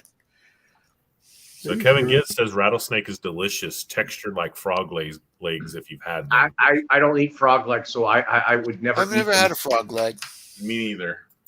They're good. Very good. I tried them at the Chinese. Never really had the opportunity. I've eaten bison meat. That's Bison is gamey. phenomenal. Bison is phenomenal. I've had I've eaten it. raccoon. I had a burger made from it. I didn't like the way it tasted. It was too gamey. I've That had wasn't cooked raccoon. right. Gross raccoon, man. Oh, Possum. raccoon didn't taste like chicken. What about Roadkill meat. possum? Yeah. Mm-mm. I never had no possums. Yeah, I haven't either. But bison is phenomenal, and it's leaner too. Yeah. Yeah. I had some that was in my freezer. I wouldn't eat because I remember it being too gamey. I wouldn't touch it. Bison's It's not all in gamey. how it's cooked. Yeah, bison. I mean, I've had bison burgers, and it's never been gamey. And I've also had, what was the other one? I don't know. I'm trying to think if it was ostrich Venison? or I've had venison, obviously, but I don't know if it was Yeah. ostrich or if it was hog burger I had. Can't remember which one it was. I've eaten venison and I don't like that either. Oh, I love Was venison. that dove? Was that dove? No, venison's deer. What did I? Yeah, I know what venison is. I went to a Jewish wedding one time, and they had some kind of weird. I forgot what it was, Brisket? but it was weird. And it wasn't brisket. Quail. Quail. Oh, It was yeah. quail. Quail, okay. The closest thing I've eaten that was like a quail would be a rock Cornish hen. I've never eaten quail myself. If you ever get to go to one of them, man, they party at a Jewish wedding. Oh, I know. I've been to them. I'm Jewish. Shade Tree says he's killed well over 200 Bambis. What? What type of animals? Deer. Bambies. Bambi? Deer. A Bambi. Stock in the freezer. My dad killed a deer with a semi truck Yeah. when I was a kid. Yeah. A bow or Take a it home? gun? No, he killed it with Man. a semi With a truck. truck. Yeah. A Kenworth. It was a Kenworth. Did he eat it? Not after that. No, we actually did. So he pulled over. It basically the deer was coming across the road and basically caught the bottom of the bumper, like perfect timing, and it landed off. My dad pulled over. When he got within 10 feet of it, the deer took off into the woods, and he ended up tracking it down about a mile in. It was a buck. It had an 8-point, I think is what it was. An 8-point rack. Yeah, it was for Florida. It was 250 pounds, which is a big deer for Florida. And my grandfather used to be a butcher back in the day, so he cut it up, and we had deer meat for quite a while. Venison. You know what? It was tenderized. Semi-truck tenderized it. Yeah, you can Brad, say you're mean. Yeah, my mom ate a deer. We got the antlers from it, but guy drug it across the street, and he took the meat, which is illegal. You can't do that in Texas. And we got the antlers, though. I've heard of bad stories where the animal gets chopped in half and the head falls in the back seat. There's a lot of. Oh, my brother was driving in Connecticut one time, and a deer jumped right into his truck, man. He had the window down. I wasn't behind him or anything, but he told me the story. I've seen a guy wrestle a buck, holding him by his antlers to make sure he didn't get killed. So Dennis, that Yeah, is they'll kill you. that is Asian's Gen 8 Predator chassis. This is the prototype chassis. He said. Okay. That's nice. I've seen that in a couple videos somebody had. So is that Gen 8 being made by someone or the company? No, well, I mean it's a Gen 8 based rig, but that's a UGR Predator chassis, which is aftermarket, made by UGR, which Dennis lives close to the owner of UGR. So Gen 8 is by Red Cat. It's a Red Cat. Right. So Yeah, I know it's a Red Cat. Yeah, so I don't live that far from Dennis. I haven't met him yet, but I don't live that far from one another. So Yeah, and Dennis, I'm actually 20 minutes up. Yeah, his rig, that rig there, Dennis, was in one or two of my videos when I did about a month or so ago. Okay, that's right. So, the Gen 8 was already a decent rig from my understand, but doing that, it shows its potential, I guess.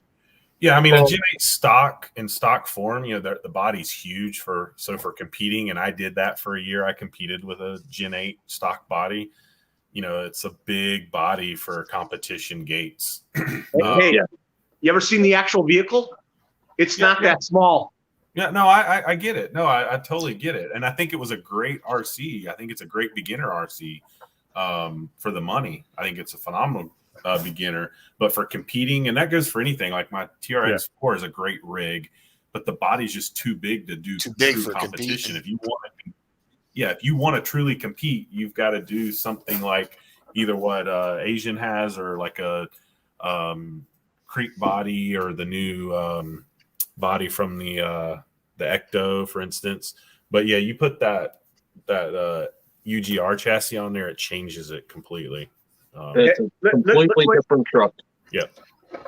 You saw one of Frank's last videos where there was a CCO1 crawling with everybody in the trails. Yeah. Well, we're talking competition trucks, though. Those are totally different. Yeah. So Hello RC say he took his driver's exam in a Scout too. That's pretty cool. Yeah, those are big. I'm telling you, I've seen them. And even the two-doors are big vehicles. Yeah, no, absolutely. And from a scale perspective, from RC world, the Gen 8 is, in my opinion, a beautiful body. Nice scale piece, parts to it. Great trail rig, as Kevin Gibbs is saying. Technically, they're a trail rig, and they're great trail rig. I still have my V1 Gen 8 that's still, got an original style body on it, and it'll stay that way. And then I have my competition rig that's basically the same chassis, a V1 chassis, I guess. I have V1 chassis versus V2, which is, I think, what that one is. I heard the axe system that was put in it later was good. Is good. I'm wondering if when they're going to come out with a Gen 9. They need to come out with something, and the axe system, you're correct, is a very smooth system. I got to drive one of those. Very, very smooth system to run. I guess the what is it, what's the one they just came out with that's a little bit bigger scale, the Army Jeep that they just came out with? Oh, that's an 8 scale. Oh, I know what you're talking about. Marksman? Is it Yeah, something like that. Marksman. Yeah, the Marksman.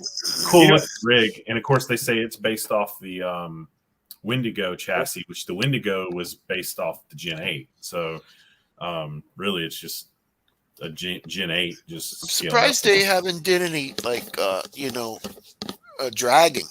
cars. Red Cat. Do they have any? They don't, but I don't know. I mean, I'm not gonna say they won't get into it, but you figure they got the hopper. They got the low rider. The low rider. They have a sort of a monopoly on that area. I mean, in a way, because nobody else really has anything remotely like that.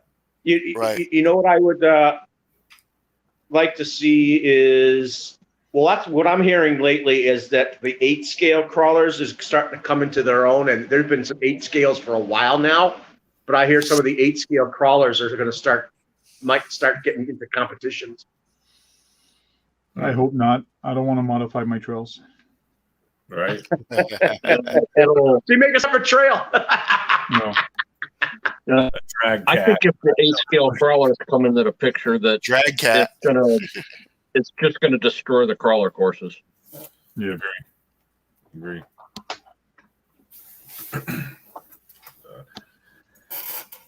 Hey, they've had 5th scale ones for a while too. Not in a crawler competition. Not in a crawler competition. Not in a no, not in a crawler competition, but they made a 5th scale crawler, and they don't make it anymore. Yeah, Red Cat don't. They had one, didn't they? Red Cat had 5th scale. The sawback. Yep. What do they call the sawback? Yeah, no. Or a clawback. One of the two. Clawback. I don't see the bigger ones for competition purposes. I don't really see them working out. I mean, for many reasons, courses not being able to handle them, so to speak, or having to be redesigned to handle both. I could see them being used more for the natural terrain that's around you, and that's it. I mean, a trail truck. I mean, great, fine for a trail truck. I mean, if you're just going out and trailing, a trail or whatever, sure. Use whatever you want to use. But I've seen the clawback. It pretty much went over anything. Well, of course, it's so big. It's just it goes over anything. Just like take a 1/10 and put it on a 1/24 scale course, right? Course. Yeah. It's gonna go over everything. Look how good this thing crawls. Like, wow, this is cool. Of course. All you would have to do is just mark which way you want people to go and not make a real trail. Like do what Frank's done. Just do it normally. What's going on in the woods? Do that type of thing. That would work for that. Takes up too much area. But see, I also see it not working all that well because not just the course aspect, but they take up more space, storage, transportation. So, I mean, most RC guys have more than one RC, right? So if you're going to have 8 scale or whatever, you're going to have more than one. So you're going to take up more space to transport them to go do things. I just don't see it. I've just noticed a natural progression with any type of the 5th scales is in any type of situation. That's becoming popular, the big scales. I'm sure there's people that like them. Kevin Gibbs said 8 scale is bigger in Europe, he believes. I'm talking like the UDRs and stuff like that size. I mean, those are getting popular. That's a basher, so that is a little different. I mean, I'm sure that's why they don't make 10 scale trailer trucks because it'd be too big. Yeah. But yeah, I mean, your courses, would have to totally be redesigned. if it was a true crawler. Well, I just look at it this way: you just hiking in the woods, you could do that's the course. Yeah, but it wouldn't be. I mean, if you're competing, it wouldn't even be a challenge for that fifth scale. Like Tank was saying, like it would be too easy. Even the hard stuff, if there was that would be hard for a 10th scale, would be a walk in the park for the 8th scale. That 8th scale. Except getting through the gates. that might be the one challenge. Yeah. Wintertime trailing. Keep this and run it on a 10 scale crawler course, it'll never make it. Right. That's not even the 10th scale. It's 1/18 scale. Uh-huh. So if I had a course set for just this, a 10th scale would just crawl over everything. Yeah. It's the same thing that you're trying to say with the 1/5 scale and a 1/8 scale. They're too big. You Them have foam to tires on there? everything for that size. Yeah, those are foam tires. Yeah.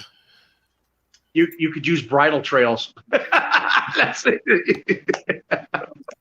Bridle trails that are for horses. You could use that. Yeah. And get caught on a bridle trail one time. Yeah. Park ranger's not going to like you. I don't care about the park rangers. I care about the horse people. Right. You're the horse people around here, boy. They territorial. Yeah. I've run my cars in the metro parks. I know that they've seen me, those guys, and they haven't said anything to me. It could just be the area, but I know around here the people are they're something else. Horses are okay, but they're kind of they're a little sketchy. Well, when horses started getting used to cars running around, they started treating it like natural situation. They get used to it. They always look like they got something on their mind. So is a donkey. So is a donkey. I love horses, but I grew up around them, so. Right. Yeah, I've had a couple. Well, my sister's had. I had to clean out the stable and all that stuff. My mom was riding when she was 8 months pregnant with me, so. My mom doesn't even remember that I even took riding courses. I remember years later, after I hadn't ridden in a while, I remembered it like riding a bike when I was more fit. Now I'm afraid to even try to get on a horse because I'm afraid I break its back because I'm so big. Yeah, the horse would be afraid of you also. My mom still has horses, actually. She has 3 now. Oh, yeah? So, yep. She had one when she had this one horse. She got it when she was 12 and he was 2. I moved out and got married for the first time, and she still had that horse. He lived till he's 37. Horses are mid-range living creatures. Yeah. Oh yeah. Most commonest horses will throw you and kill you if they get spooked. Yeah, I learned that lesson when I was really young. Hey, you know what? I've seen that they actually use donkeys to guard livestock because they're brutal when they want to kill you. I've seen one. I've seen one attack a hyena. And he was your mom live in Florida? He was beating the crap out of that hyena. Yeah, KB. My parents live. They're like maybe an hour from me. I was just out there last week. Actually, we were putting a new roof on the horse stalls. Actually, that's cool, man. So I haven't rode a horse. I'll be honest. I haven't rode a horse in over 20 years. Me too. Even though my mom's had horses, like literally, she's always had horses. She raised a wild American Mustang. It was a true wild caught calf or whatever they call baby horse, but that she raised. And a mare or something else. Yeah. So, but a full mare. So she had one that was that she raised. He died a long time ago, but and those were crazy. I almost got stomped on him by one time. So. No, I just thought it was fascinating. Some people actually use the donkeys to protect their flock because they can be very aggressive. Yeah.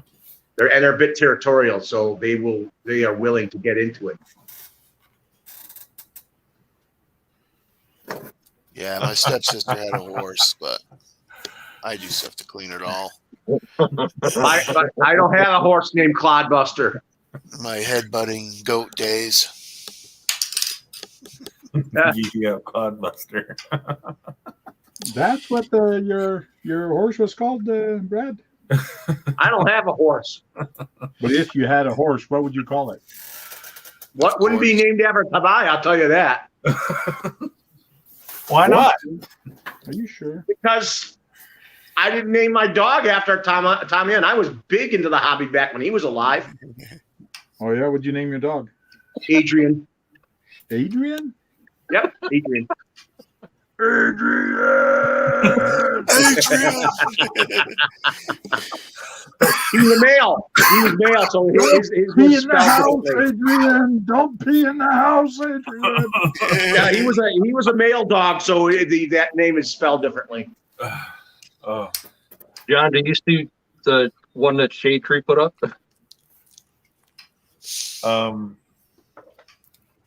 what are you talking about? Clodbuster? Or yeah. Yeah, right, we saw right down under Green Frog. Aya Tamaya.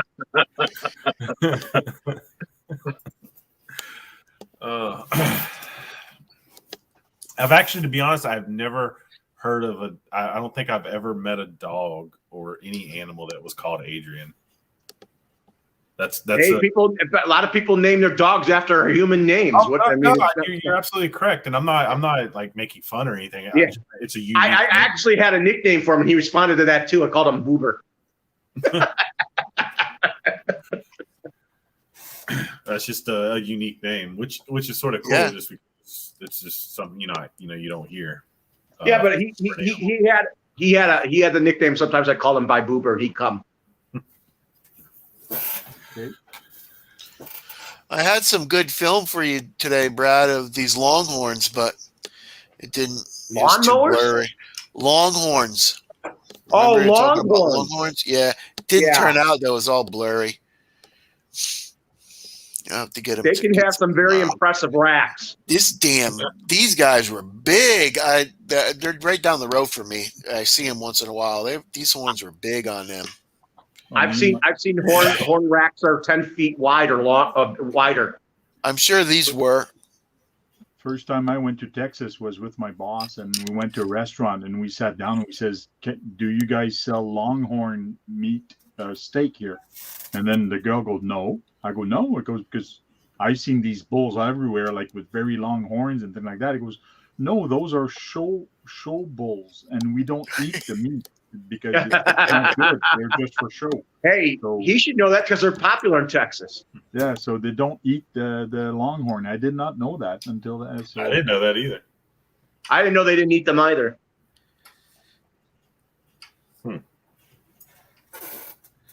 So that's a bovine that's domesticated that lives out its whole entire life.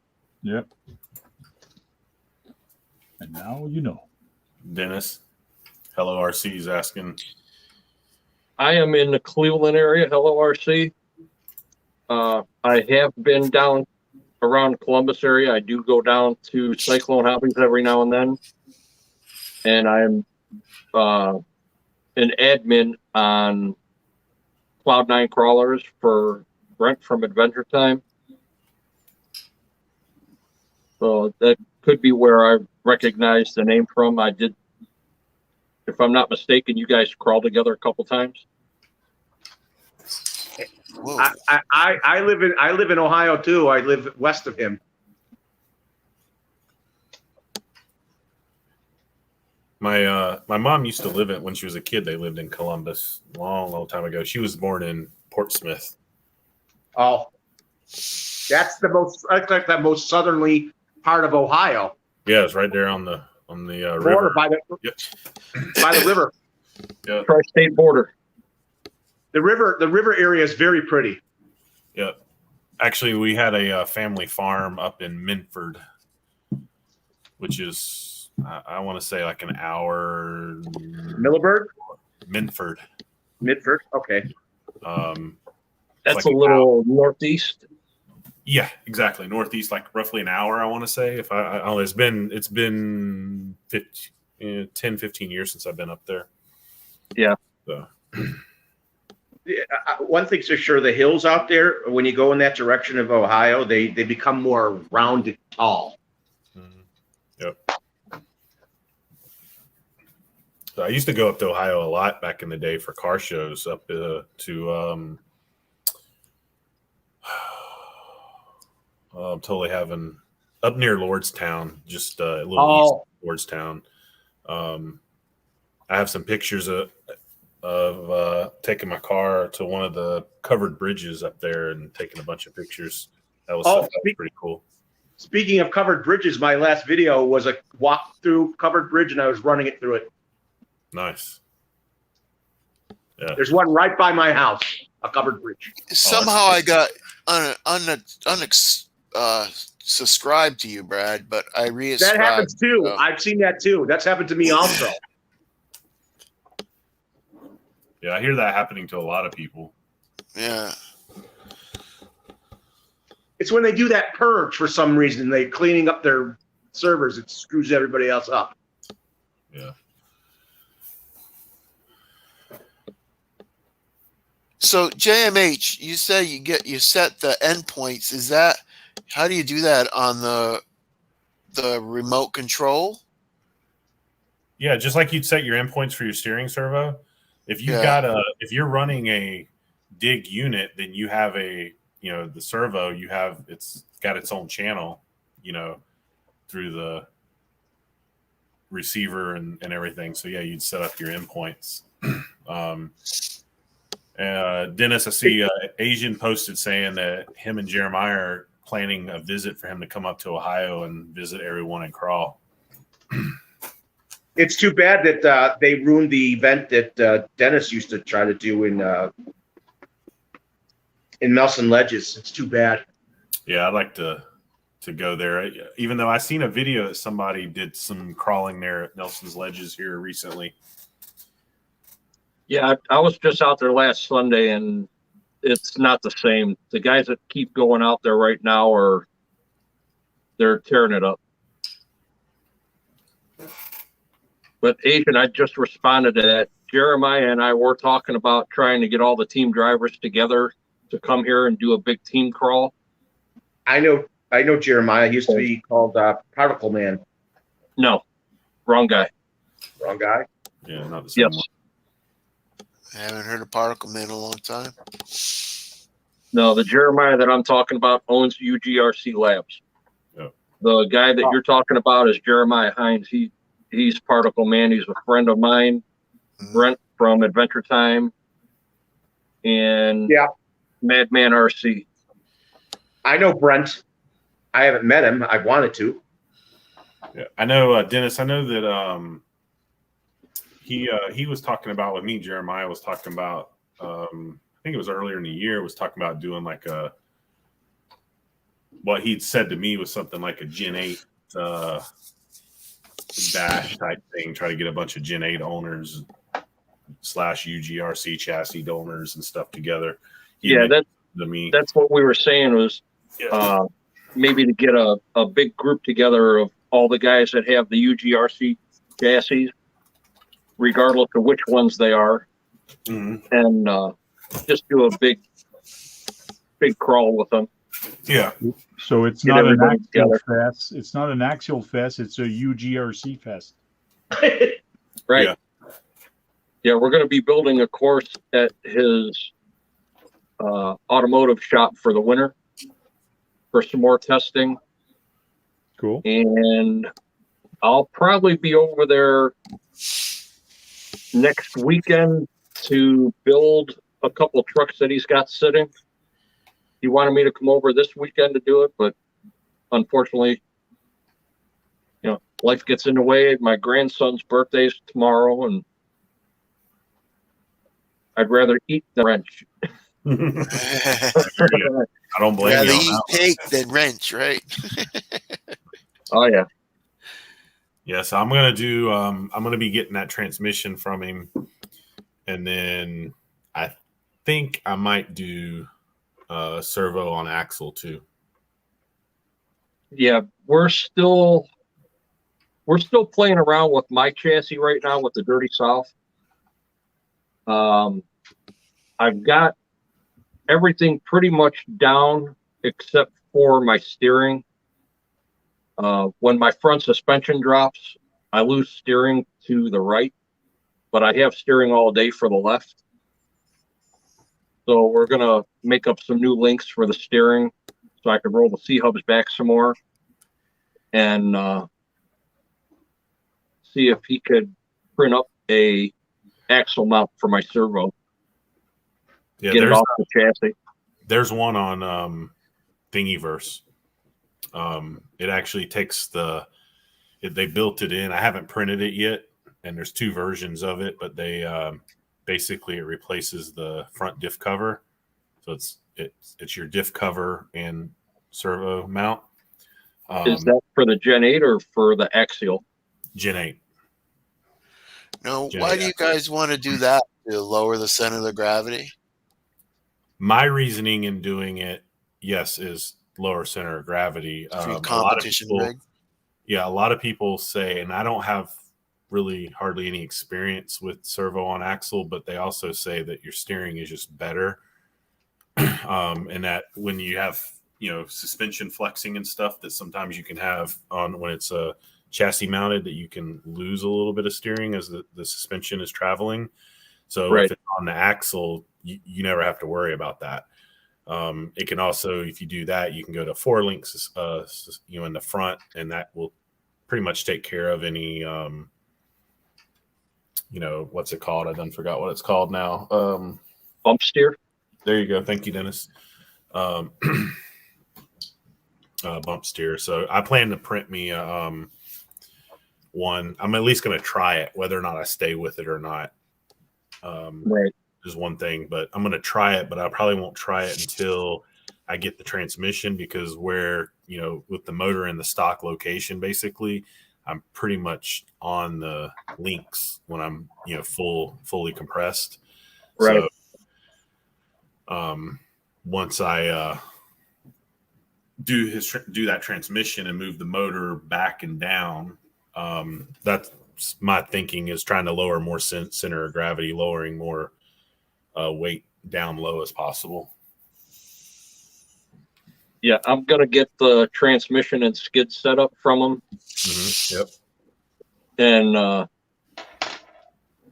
I'm gonna actually put it in this chassis, leave all the other running gear there, and I'll be able to gear down more from where I'm at right now. But it's gonna lighten my truck up a little bit more, which I'm at just a hair over 4 pound,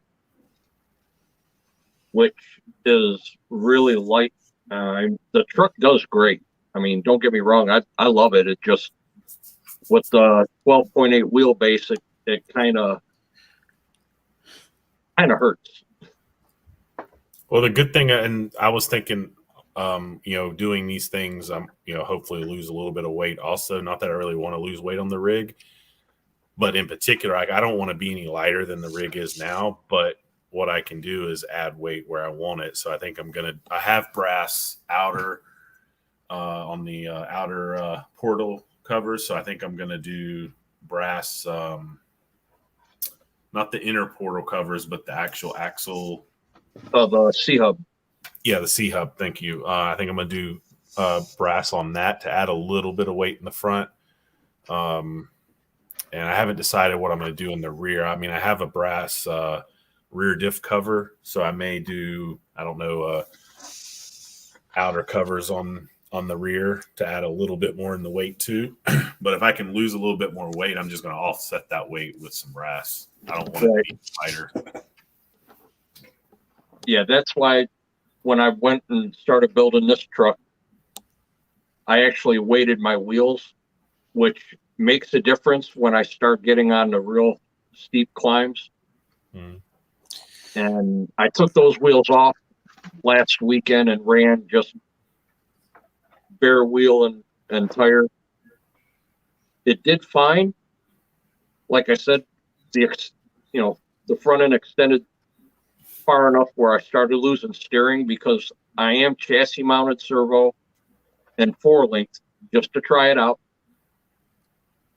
And it's been working great. I mean, it's consistent 4th place since I built the truck. And now I just need to fine tune the front end, limit the front end down a little bit more, and probably lower the body down some more and trim the bottom of it. So is there a weight class? I mean, can you weigh as much as you want? Yeah, there's no limitation on weight. Weight. Yeah. You'll see everything from 10, 13 pound rigs to as light as you can get them. And I think, I truthfully think for competition, I don't want to say you want it as light as you can get it, but you definitely want to be on the lighter side. Like, I think under 5 pounds, you need to be under 5 pounds for a good, well-rounded competition rig, in my opinion.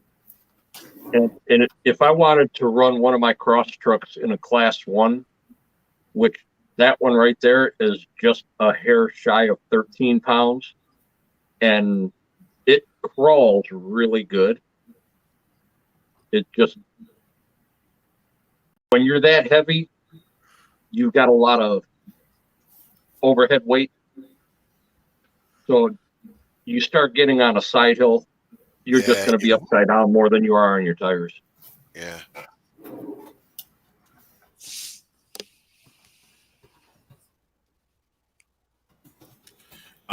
Kevin Gibbs, I'm still learning when it comes to the RC drag stuff. I don't know if he's still on, but Brian with BBY Autographics, I get a lot of advice from him. He's got quite a few drag cars. He's sort of the one that got me wanting to mess with them, and he knows way more about them than I do. So I know there's different motors for RC drag, 4.5 turn motors, and I know there's classes that will run the Titan 12 turn motor in a class. There's a Traxxas VLON system class in some areas where they run the Traxxas VLON system, which I have that in one of my drag cars right now. Finally got that car consistently under 3.0s, so heading in the right direction with that one. So I can't give you much advice on the motors, honestly. I didn't know you had drag racing cars too. Yeah, I have two. I haven't had them that long. One's a budget build that I'm still sort of working on. I converted my Helion Centurion into a budget build, drag build. People are gonna hate me saying this, but I just watched a video where they were making Tamiya drag cars with 4-wheel drive. Belt trigger. I just watched the video today. And then I have a DR10 that I bought. So I plan to go testing tomorrow. I've got a new battery to test, so I'm actually going to have a 200C batteries, and then I have this new 120C battery, so I'm going to make a couple passes with 100C and then put in the 120C and see what kind of difference we're getting. But just by the resistance test that I've done on both the batteries, I expect to see a noticeable difference. Oh, by the way, I bought this on Amazon and I got 2 for like $40. Less than $40. 2 of these. Yeah, no, I've had good success with those batteries as far as just good crawling batteries and stuff like that. Hello? But yeah, we were at basically 11:15. We're gonna get ready and close out here, and I'll go around the panel. And so Asian's saying his C2 truck's at 7.5 pounds. Of course, he's got a hard body on his, which adds weight, and he's got all the scale stuff too. Okay, what I'll do is I'll go to the UGRC Lab fan page, and I'll message you through there, and then we can trade some pics or some ideas for this Dirty South chassis also. Sounds good. Kevin Gibbs, do they make minis in 100C? There's all kinds of batteries out there for drag racing. But when you start to get really fast, which I would say really fast is probably under like 2.6 seconds and 132 feet, people start getting really serious about their batteries. I mean, I'm now getting semi-serious. I mean, there's people spending some serious money on 120, 150C batteries to get the performance. I'm trying to find that fine line of more performance and not spinning an arm and a leg on a battery personally. So, right. That's just like Max Amps just came out with a battery for the drag scene right now. And Max Amps is not a cheap battery. Yeah. Well, it's like 200 and something C rating. It's crazy. Yeah. And I think for every 100 C ratings is $100 on a battery for them. Yeah. I've seen some of their older batteries, their 4S 4,000 milliamp, 120 to 150 C rated batteries were like $300, and I can't be spending that for one battery. I'm with you on that, Dennis, 100%. The one I just bought that I just got actually, and I actually ended up having an issue with the battery before even getting to run it, and they replaced it. I had one the next day from Max Amp. No. It's not Max Amp. I'm trying to pull it up right now. It's a CNHL is who got it off Amazon, and it was $20 for a 2S 5600 milliamp 120C hard case. See, Trill Critter, I disagree with your statement that, well, don't disagree. For you, it's probably very expensive for a battery. But if you take that drags car and you're serious about drag racing and you go to those events that pays $10,000 for a race to win, and if that battery puts you in that bracket to actually win it and gets you 0.5 seconds faster, you're going to pay it. Like people are going to pay it and actually. Oh no, I understand exactly what you're saying. Me personally, for you, yeah, I couldn't see that kind of money coming out of my pocket for one battery. Yeah. That's just a lot of money. I could use that somewhere else on the vehicle. You can buy a basic kit for a build, really. But it's not just a battery; it's your ESC also. Your ESC has to be able to take that burst of power and redistribute it into that motor. People don't realize that. They're going to say, "Oh, I'm going to buy this battery, put it in my Traxxas Villanian system, and beat everybody." No, it doesn't work that way.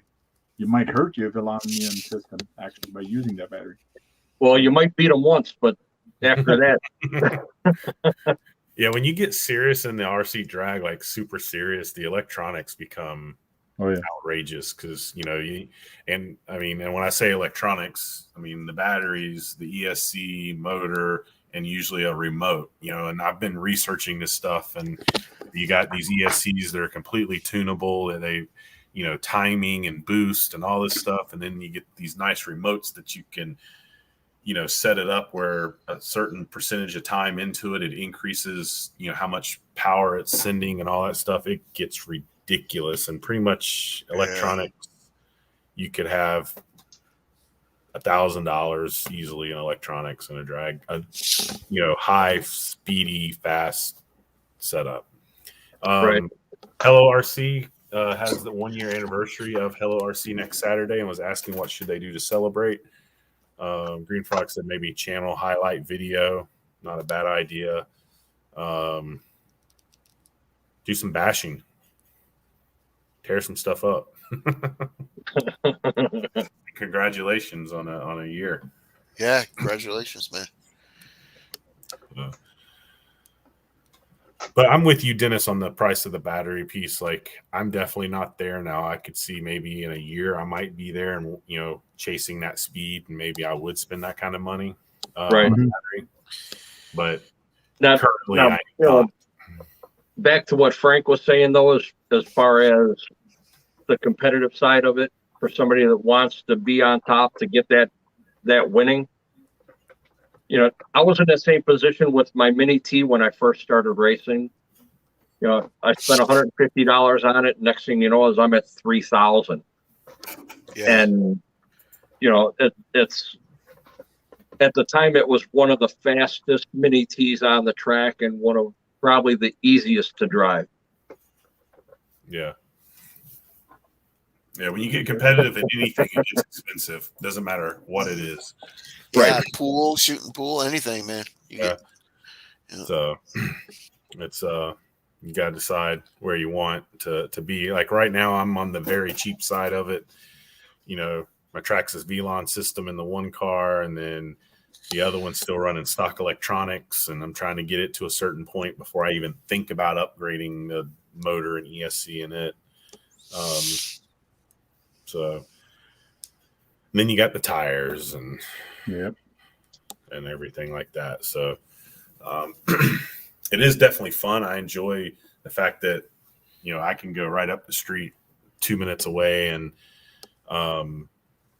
in a parking lot and test by myself. Don't need anybody else there. I can do the testing and play around and make adjustments. And have you been to any races, JMH? I have not.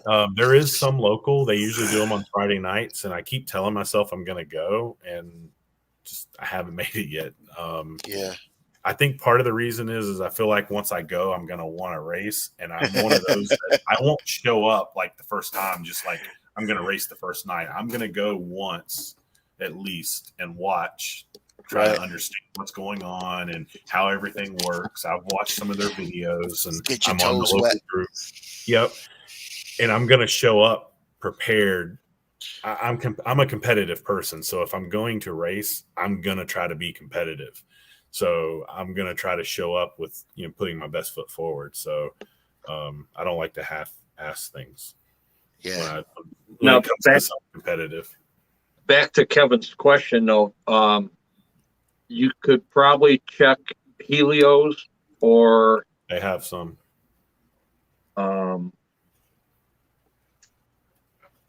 Even Turnigy batteries. You can check some of those. Look on A-Main and see what they've got. And also RPP Hobbies, see what they've got for battery. Because I know that they do have a lot of small batteries with some high C ratings.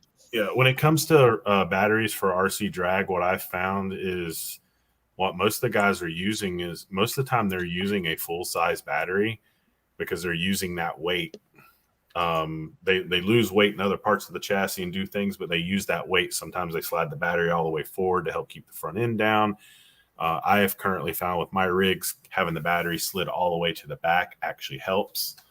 But most of the guys are running usually full-size hard case batteries most of the time, which is interesting to me. So thanks, Kevin, for being on as always. Hello, RC. Thanks. And we'll go around the panel here and say our goodbyes. And we'll be back next Saturday, 9 p.m. Eastern. I'm not sure what's going to be on the show next week since I was out last week. Hatton a little bit behind, so I got to figure out what we'll be doing next Saturday, but I'll let everybody know. Tank, I'll start with you. Hey, thanks for putting up this show together, and I like it that you have an open panel, and I actually could jump in tonight and chat with you guys. Thank you very much, and thank everybody in the chat, and don't forget to thumbs up. Thanks. Definitely, and thanks for being on, Tank. Appreciate it. KB? Yeah, it was a hell of a time getting on here, but I finally got in. So thanks there, JMH. And thumbs up. And hello, RC. I just gave you a sub for your 100th or for your 1 year. There you go. Nice. All right, Brad, your turn. Thanks, John, for putting it out there. I mean, you put the invite right there in the chat, so I was able to use that. Yep. I might be in next week. I try to do as many of these live panels and as much as possible. Yeah, but it was good that even though you had a lot of rotating in and out today. Yeah, it worked out well though, I think. Yeah. So do you have an after hours? Yeah, if people stay on, we can chat for a little bit. Okay. So. And thanks everybody in the chat, even though you were reaming me. They weren't reaming you; they were stopping you. And Dennis. John, I appreciate you letting me in on the show tonight. Absolutely. Always good to hang out and talk with you guys. Thanks everybody in the chat for showing up. Don't forget to hit that thumbs up on your way out, and we will see you guys next week. Yep. And thanks again, everyone in the chat, everyone on the panel that's on now or was on late earlier. Hope everybody has a good night. Do some RCing this weekend and enjoy the rest of your weekend, guys. And we'll see y'all next week.